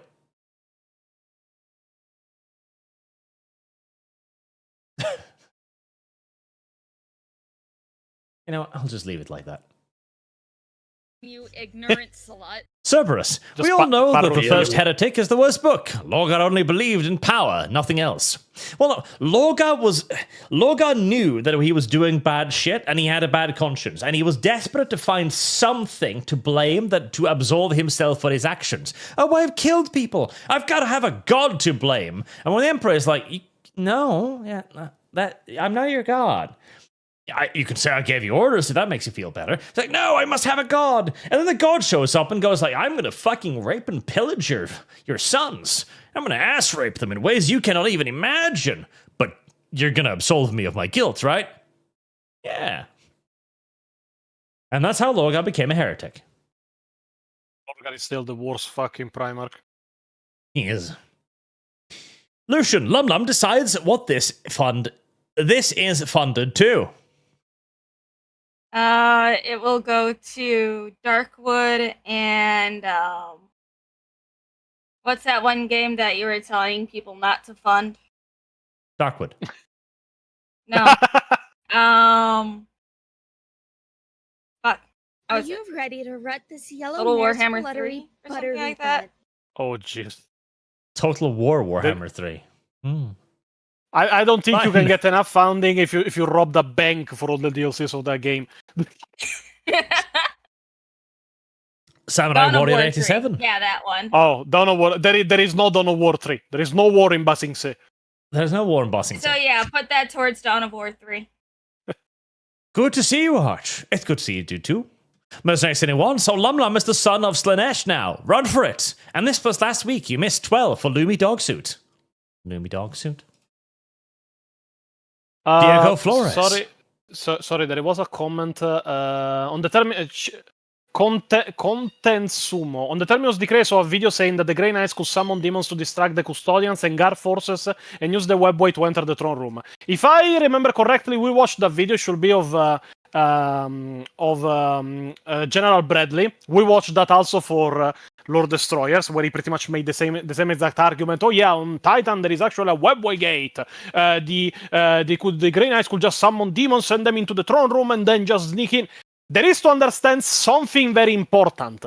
The demons are in the webway. Traveling in the webway is not a teleportation. You have to enter literally the warp, the corridor of the webway, and walk to your destination. The main problem is the Imperial Palace has a webway gate, which is the one in the throne room, and it is filled with millions, if not billions, of fucking demons. So, good luck arriving alive, and good luck letting them into the throne room, because you still have to break into the shield of the Emperor of Mankind, thing that they were not capable of doing. So, pretty much the entire plan, if it is the video of General Bradley that you are mentioning, will be, let's literally march into legions of demons and hope we survive until we reach the gate and we cannot actually open it. So, yeah. Yep, it's not a great approach. Not a great approach. Diego Flores, Pontius, you should rebuild the Roman Empire, but like that you can stop them. Either stop or invade Britain. Invade Britain. Based. Always invade Britain. Based. Crew Pignat, The way you get annoyed by GW stupidity, I get as annoyed by the absolute stupidity of Modifus, writing books for infinity. The way they want their work to be seen as hard SF, but they fail spectacularly. Icthulu, raise your glasses to Legend of Total War, announcing its retirement from Warhammer. Crimson Skies is a great game, and you should play it, Arch. Retirement from Warhammer. Alex Roberts, how do modern Space Marines compare to 30k Space Marines? It comes across like 40k Space Marines have more in-depth talent management, and a lot more is expected of individuals. Well, there was a lot more of the Legions, but like one-on-one, a Legionnaire would probably have an advantage over a modern-day 40k Marine in most cases. No, Simply Green. The Eldar portal that is on Terra is currently the one that is being kept closed by the Emperor after the mess that Magnus caused by teleporting and astral projecting into the Imperial Palace. It is filled with a shit ton of demons, and a good chunk of the powers of the Emperor go into keeping it closed. The one that was under Eldar control and was used by Robuta Gilliman is on Luna, not on Terra. So, yeah, it is still a good chunk of travel before even reaching Terra from Luna. Shit. Castle Baron, for the life of me, I can't find that React vid of Bricky you did.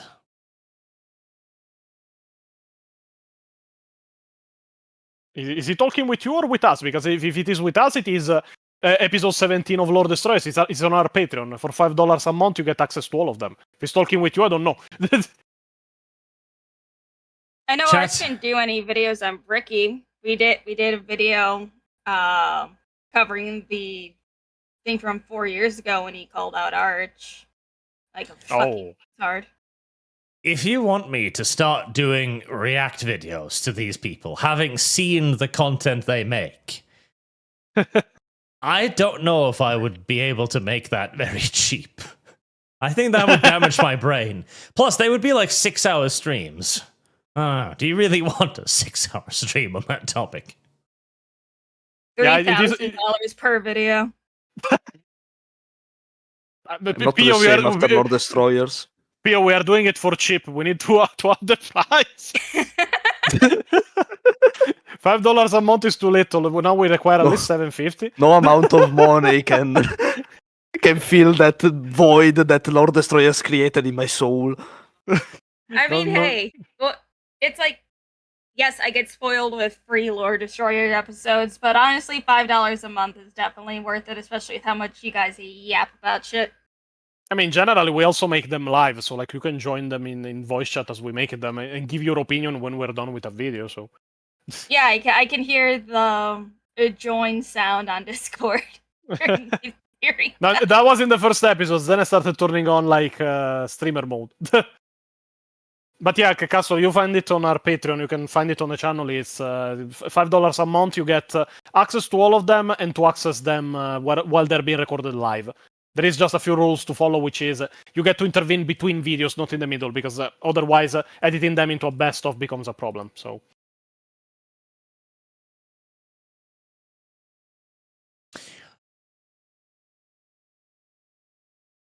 Where was I? That's a good question. You just covered the Castle Baron. March Ashamed. Opening weekend of Nile Nightmare in Montlake Terrace, WA. Yeah. If you're around the neighborhood, come on over so I can scare you. No. Adoman, Arch, have you played Menace demo? Kibbs recommended. I'll take note of avoiding it like the plague then. Trevor End, the Marines Malevolent did nothing wrong, and I like them. I know that Mercy is weakness. Dawn of War 3. Correct. Mercy is weakness. Observably so. And everybody knows it. And Dawn of War 3. That's... I mean, it is pretty much a very big saying. You deserve what you tolerate. So, yeah, mercy is also weakness. Mashai Sama, this entire stream is a case in point of example as to why I shifted to Muv-Love for humanity. Fuck yeah, Grimdark setting until the Warhammer reaches Alan Blight Forge World team era again. Muv-Love is a great visual novel. Bob Anasaras, Bricky has stated that as long as it doesn't affect the tabletop game, he's fine with lore changes. Then Bricky might as well go out into the fucking forest and play with sticks and mushrooms then, can't he? I hope tabletop ruins his favorite faction. Well, the thing is, he doesn't care. He doesn't have a favorite faction. Because if he doesn't care about the lore, all he cares about is the dice and the statistics that come in a book. Literally, if you don't give a shit about the lore, why the fuck are you buying 40k models? Just bring a rock and go like, this is a tactical marine. It has this number of dice. That's the exact same faction thing. was the custodians, so... Was. Was. I wonder what Big was. happened. No retcon whatsoever, don't worry, everything is fine. There is no female custodians in Basing Se. Commissar Legion, would you say that as well as fixing the community, you'd have to sort out the shareholders? We know BlackRock and Vanguard own some shares of G-Dubs. G-Dubs was going downhill long before that. For once, I think they're largely blameless. Kai, have you heard of Forsaken Gods? Is my new Warhammer setting for Fantasy plus Bronze Age is cool. I have not. There's a lot of these settings these days. I'll give it a look. Alex Anderson, while we're at it, Lumi being back Warhammer Wednesday and Sharp Friday. I miss having my excuse to be autistic. Yeah, I don't have time, and I'm all booked up on weekends because on Saturdays I have this and then D&D basically right afterwards. Then Sunday I have Barotrauma and then game night with Moosemian.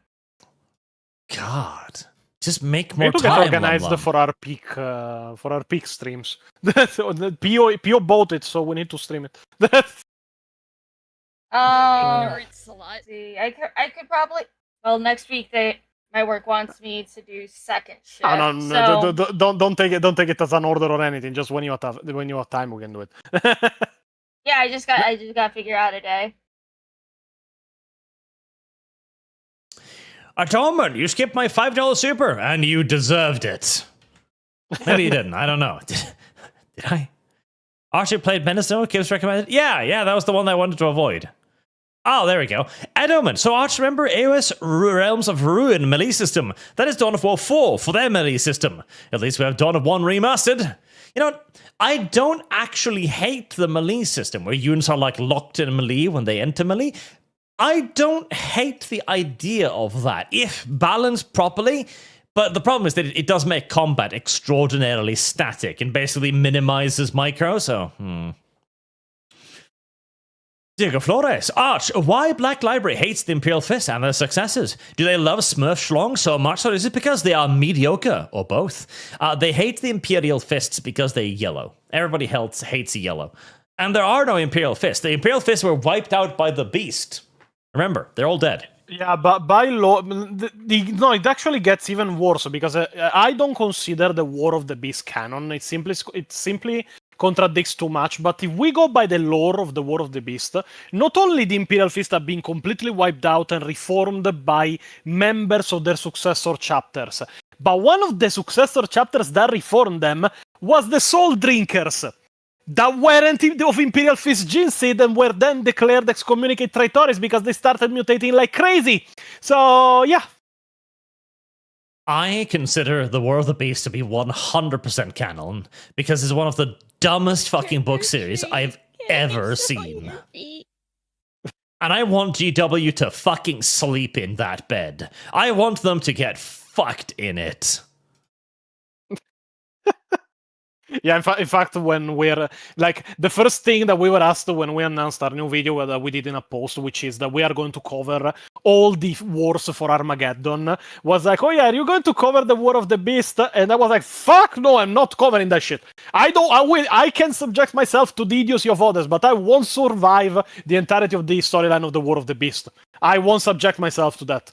No way in hell. It's not that bad. It's just the same plot point repeated 47 times. And then things got worse. There is a beast, and then there are other beasts. Then Vulcan appears, then Vulcan dies, then disappears. Yeah, Vulcan shows up, gets his ass kicked, leaves again. I fucking hate Vulcan.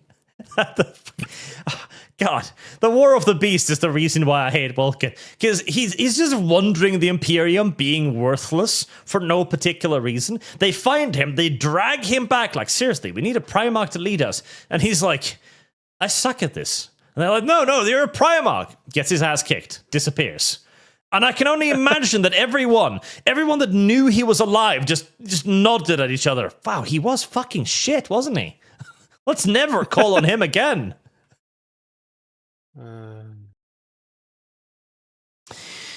Vladimir Dragnov, being Italian, do you do hand gestures when you speak? Yeah, very often. Very often I need to do double takes on videos because I end up hitting the arm of the microphone.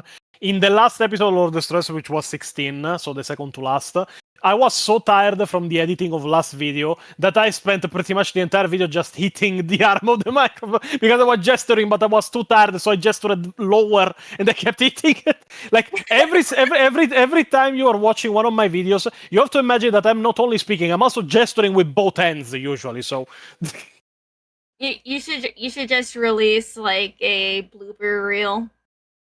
I should I should have an ends face cam, just seeing the ends as I'm narrating.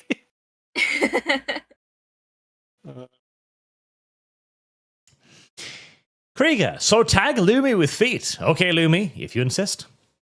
No, I did not insist anything. Mr. Bob sent 1,000 warp tokens. Barch, mercy isn't a weakness. It is just only the strong who can freely use it with no consequences. When the weak use it, they get stabbed in the back.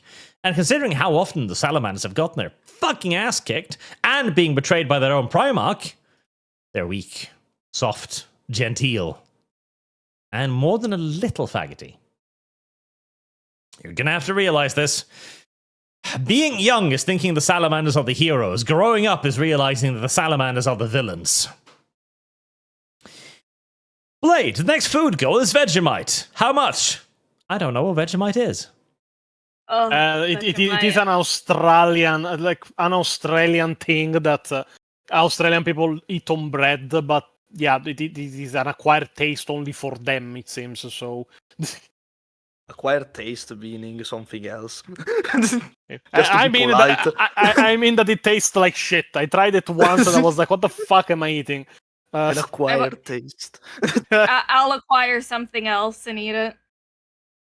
Okay, the feet picture, so we understood.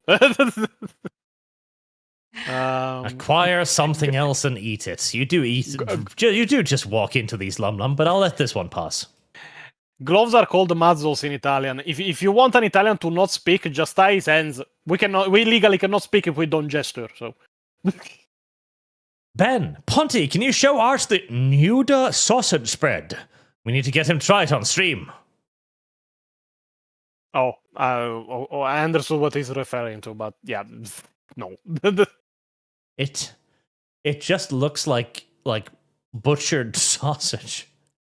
Pretty much. It is not really. I don't think it is Anduja, because if it is Anduja, it is actually very extremely spicy. So, see, it seems like it. We might be actually. We've got something kind of comparable to this. Blood pudding. Oh, that's good. Oh, we actually have that too. Yeah, it is actually pretty good. It's a weird little thing.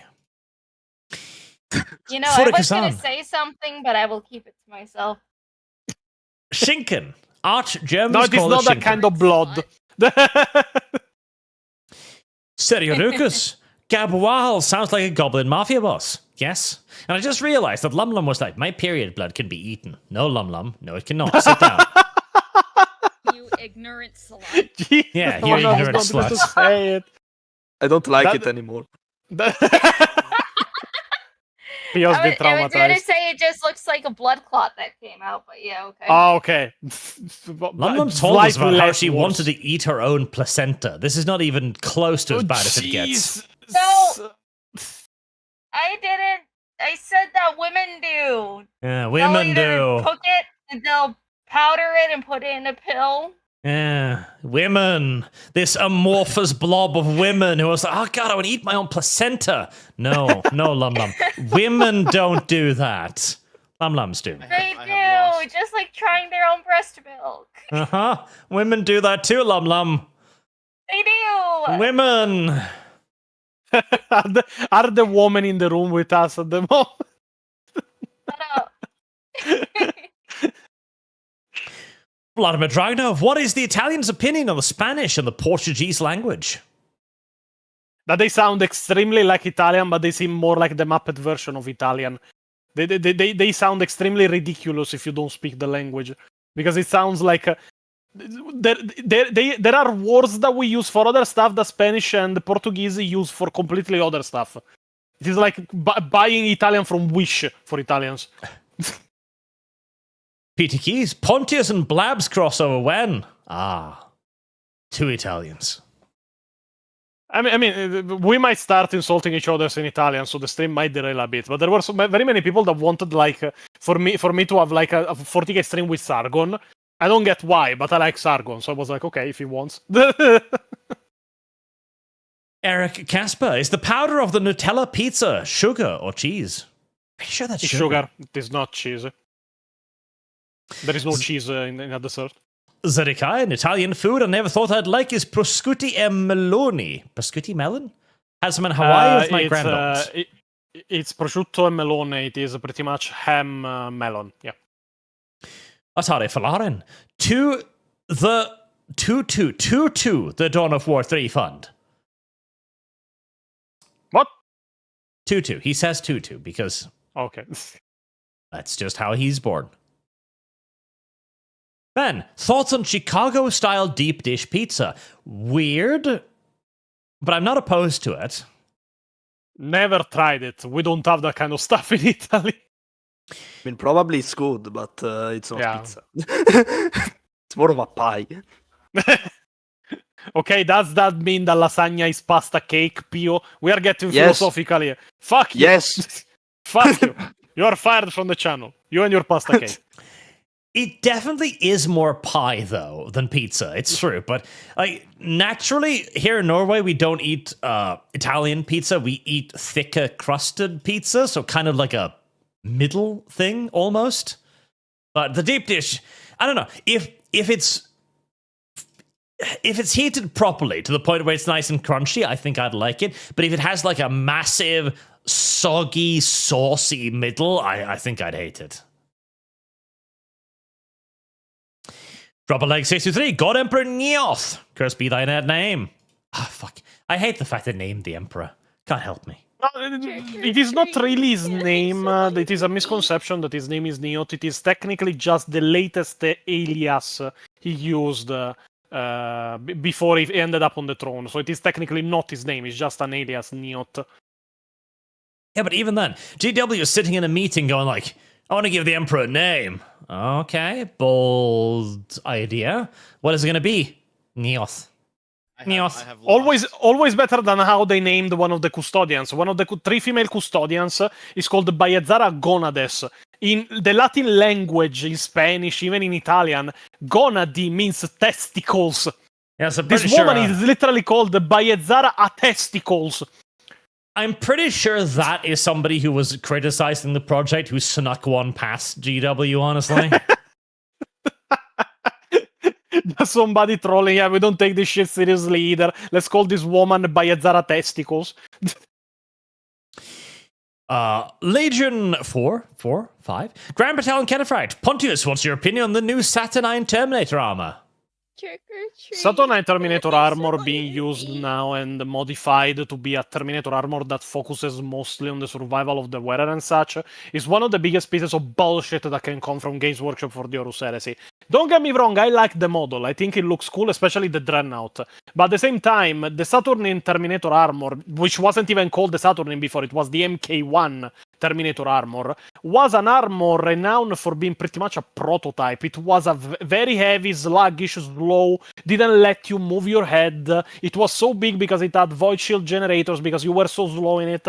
It was literally a prototype. The fact they now made the Saturnin canon and added a new Terminator pattern that was never seen in 40k in the decades of lore, storytelling, and everything is just as much bullshit as adding, oh yeah, female custodians always existed and they never appeared in the Horus Heresy books ever. It is just, oh yeah, we have this new kind of Terminator armor that was made directly by Vulcan and prioritizes the survival of the wearer. Okay. And where the fuck was it in the last 15 years of books? Out of curiosity. Yep. Like, I agree. The Saturnine armor is cute. I like how it looks, but it's a prototype. It wouldn't be used en masse, and it does have one of the dumbest guns ever designed. Listen, if you put the bullets in front of the barrel, they come out faster, let alone the power they come out with. I hate all of the bolter designs because at the rate of fire that these things are supposed to be shooting, he'd be out of bullets in less than a second. I mean, don't let's not talk about the Vulcan Mega Bolter because at that point, that Titan weapon will be out of ammo in the first 5 seconds of a battle. Yep, you're just out. Now what? Well, pray, I guess. Ben, can we have a tiny PO on Ponti's shoulders, please? You may. He's upside down, but that's fine. We have Parrot PO. Boog, hi Pontus, glad to see more Mexicans on stream. Listen, don't call us Mexicans. At least we have decent food. Now Lamlam will kill me. Now Lamlam will kill me. 0.216. Pontius, if you lived during 1490 to 1520, would you be on the side of France or Spain? Pike and Shot, best era. Pike and Shot is best era. To be honest, I will be on the side of Spain, but mainly because I will never be on the side of France. I cannot stand the French. Sergio Ruckus. It is not even racism, but technically, like, the entirety of Italy has always had a rivalry with France. We hate each other. Speciesism. Yeah. Sergio Ruckus, I wish I could have a book series about a Carcharodon getting warp separated from his fleet and stranded while holding a relic and having to cross the galaxy secretly to get back. That sounds like Blood Quest, kind of. Boog. Oh, and Pontius. It's called Grendizer, not Goldarak. Gendizer? Goldarak? Gendizer? I don't know what that's referring to, though. Marksman, so we're constantly hearing Lum ask if we want to rut that yellow mare, and she will be reading Milking Farm for us. How much extra to have Lumi voice act friendship for Arch? Imagine lines she'd read to Arch about rutting herself. That's just disturbing at that point. Oborino, spaghetti pizza with spam meat cubes. Spaghetti on pizza. You would then ironically be murdered if you ever suggested that something like that in Italy. Sujad, you know that Italian women would put their menstrual juices in their pasta sauces to try and addict the men they wanted to marry. No, especially because generally, I don't know from personal experience, but I was told those juices don't taste good. So... Well, Lum, is this another one of your bodily fluids that you've tried? No! What the fuck? Lum, you are allegedly the woman here. Who else should we ask? Pio? Yeah. Since I am the since I'm Arch's version of Pio, he's basically my mirror, so he should know. Shit. Okay, Pio, give us an answer then.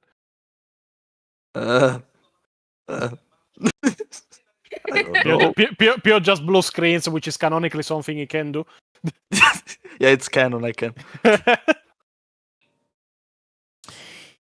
Lucian, becoming Pio, the AI learned to hate.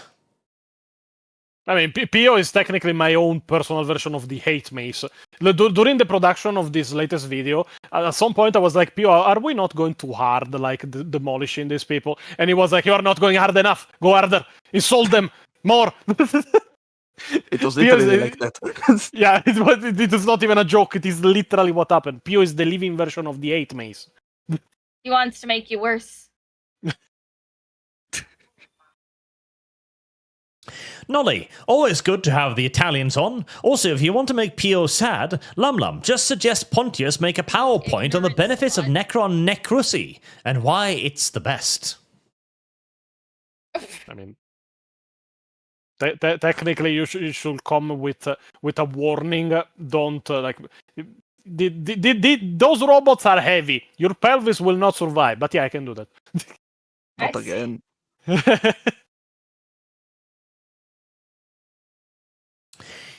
Hitseeker, why is it when Pontius starts speaking rapidly with a passion, I feel the urge to pick up a Carcano and head to North Africa? There is a beautiful Italian World War II song about liberating brown girls from the British. Yeah, even at the time, Italians had that type. I have two Carcano magazines on my desk right now. So found on the mountain. Yeah. I removed that part. See, I was not making stuff up. The Pio goes on the mountain and finds bombs, spent ammo, and stuff. Yeah, just took them, cleaned them, and now they are legal to own, and I have them. Pio's magazines of weapons on his desk. Yeah, they are not active. I clean them. Bad Dragonite. Been following art for like 10 years or so between this and my old account. Crazy how much has changed and how much stays the same. Like your orientation. I'm still waiting for that Bad Dragon sponsorship. Bob, what a name. What flag have Og ankle? Your words mean nothing to me. Try again. Paraga 2. The other Hispanics say that Paraguayan sounds like birds because we use Pio, like the Japanese use Desu. Witcher and Phoenix Point. Big Viper, Arch and Pontius spending 6 hours yelling at Mage Kill or Bricky videos. Yes, please. I'll gladly pay for it. Let's see. Reven. Add that to the fun before we forget. Mr. Arbiter 103, I think you missed my 15 super chat. Did I? I want to see. Blame Lum. Mr. Arbiter, I was really put off by Oculus when he complained about AI channels stealing views from him. And the truth is that he gets no views because he uploads maybe twice a month, if you're lucky. No, I did. I got that one. I remember that one. No one. Vegemite is excellent if you like savory flavors. You should try it. Ideally with some butter on bread. I quite like savory flavors. So I was trying to explain to Malgamite last night about the benefits of savory pancakes. What are you going to do to her pancakes, Arch?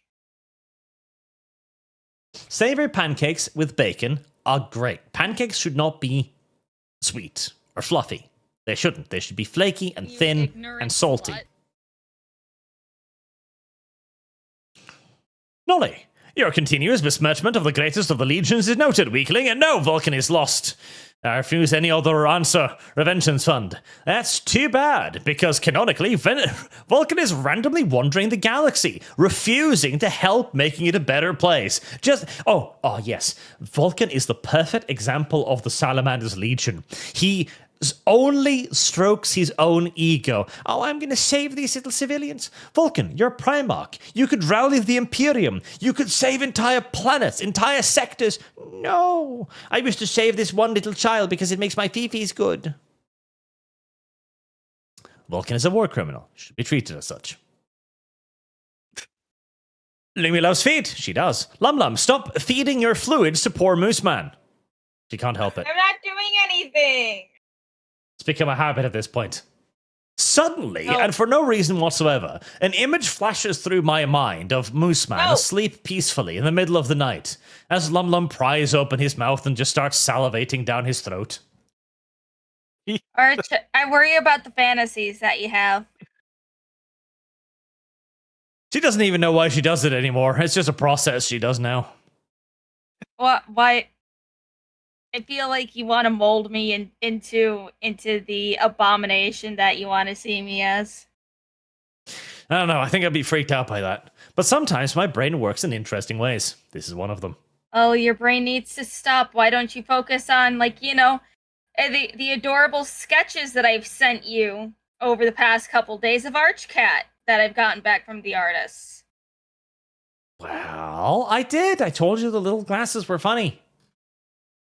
Yes, it is adorable, and I will have your mods make it a sticker in your server when it's done. Ben, fund.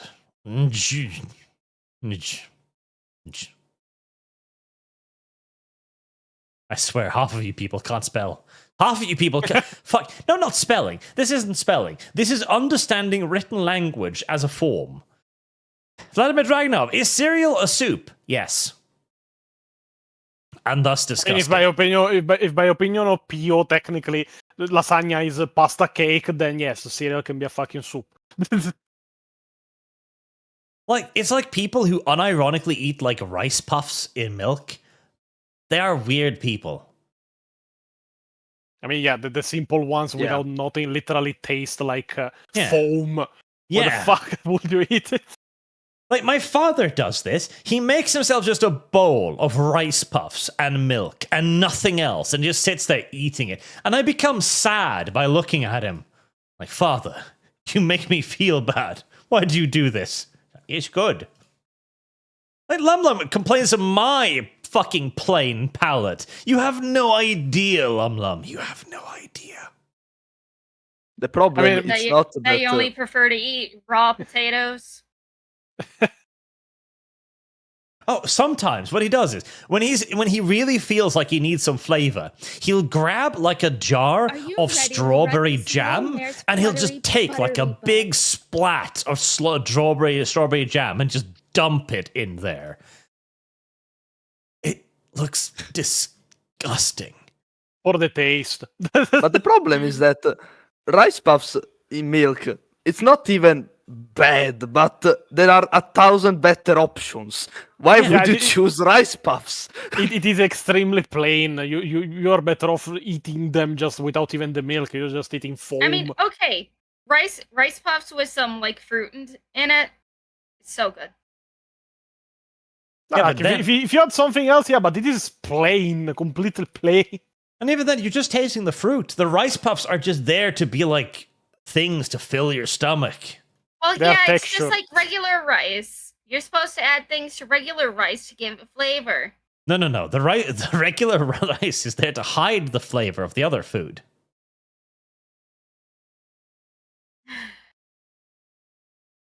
You're still not over the Heresy's the question.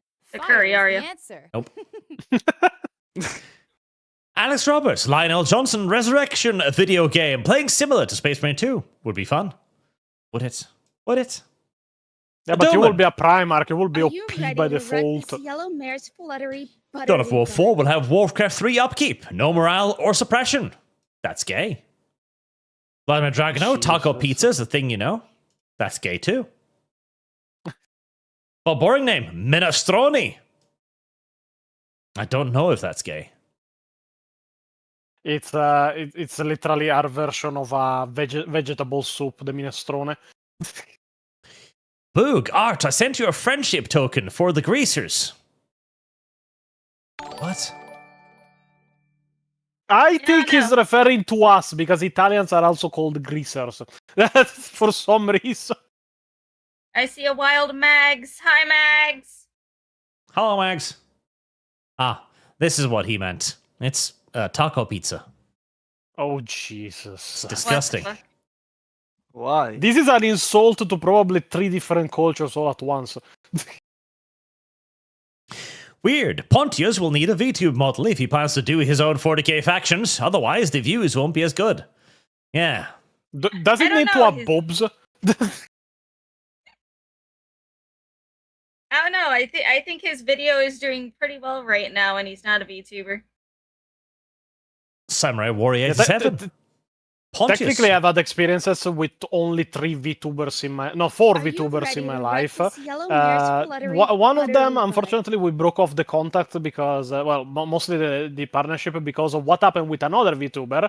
The other one is Lam, and the last one was on I have lost. on another stream. But I pretty much have a 50-50 ratio that 2 of them I'm still friends with. The other 2 I called a retard for one reason or another on stream. So yeah, I don't have a good feeling for VTubers. Shit. I mean, technically, you are a PNG tuber.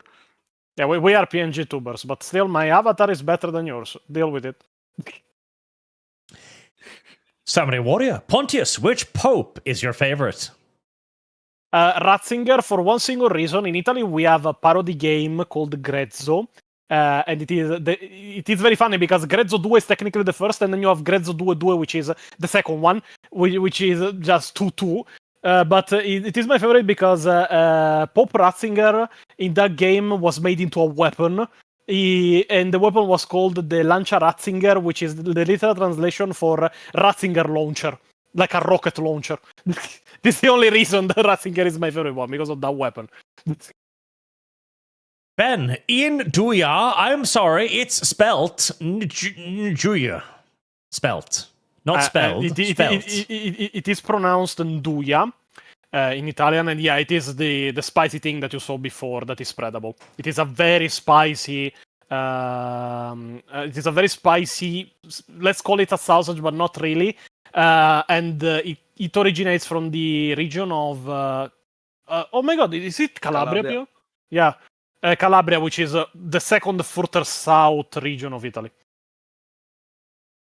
Vladimir Dragonov, do you put both socks on, then shoes, or one sock, one shoe, then the other sock or the shoe? Socks on first, of course. Then because that's a dumb question. Why would you put shoes on just because you put socks on? You put shoes on if you're going outside. That's just weird. Father Jack, what's this about? Spelling arch. Chat spells good or mad. Ban all of you. Vladimir Dragano, cheeseburger pizza is also a thing. I would eat that. I wouldn't. Pikelda too. Arch, in War for Armageddon, was there ever a reason stated by von Schraub was so sure there were no orcs, and that there were only a few orcs? He was working for the orcs. He was seduced by orcusy. Wasn't that when he came back for the third war then? Because I remember that in the second one he was just a fucking incompetent asshole. Yep. Third war, von Schraub, who actively sabotaged the efforts, basically. Yeah. Nolly, Arch, if Vulcan is wasting time trundling around the Imperium, you know what that sounds like? Bad law! Nope. It's anti-salamanders, meaning it's good law. Revengeance Fun and Brad Dragonite. My first 40k game was Fire Warrior, PlayStation 2. Am I cooked? Yes. And dicked. Quite violently as well. Siegfried von Felsenbrot, have you tried rice pudding with jam? Do you even have that in Sweden? Homestuck Fund. Rice pudding? Sort of, but kind of. And I wouldn't eat it. I think that sounds a little bit disgusting. And finally, the last one, Ben. But yeah, Naduja, Enduya Fund. Oh, they want you to buy it. I don't know if your Norwegian palate could survive that. It's like it's pretty much one of the spiciest things in Italy. So just talking African to me now, people. Right. And with that, we are at an end. We are through everything. Thank you, chat. Oh, Vladimir Dragonov, candied ribs are a thing too. Those I want to try. They sound delicious as fuck. But yeah, unfortunately, I'm not in... I live in pasta land, not in hamburger land, so... Candied ribs. Sweet and savory. I usually hate sweet dishes on meat. I usually despise sweet sauces, so I'd probably hate it. For me, it's all about the salt. More salt. More salt. I agree. Thank you all very much for watching. Thank you for your very generous donations. Thank you, Pontius and Pio, for hanging out with us today. Whenever you want, guys. Yes. For me, it is like that. For Pio, it is whenever I order him to come. Whenever you order Pio to come. Good. Not on the cookies, though. That's just Not on the for cookies. Lum Lum. And now the image flashes through my mind of Mooseman standing dead-eyed to be in front of a cookie maester as Lum Lum stares at him commandingly. But Lum Lum, I really don't want to. Too bad. Lum Lum, why did you put mayonnaise on a cookie? What? Fuck no. Poor Mooseman. He is a tortured soul. Until next time, chat. Thank you all very much for watching. And I'll see you all again tomorrow with more Bar Trauma. Until then, chat. Have a good night. Have a good night, guys. guys. Bye. War Master Pio. Okay.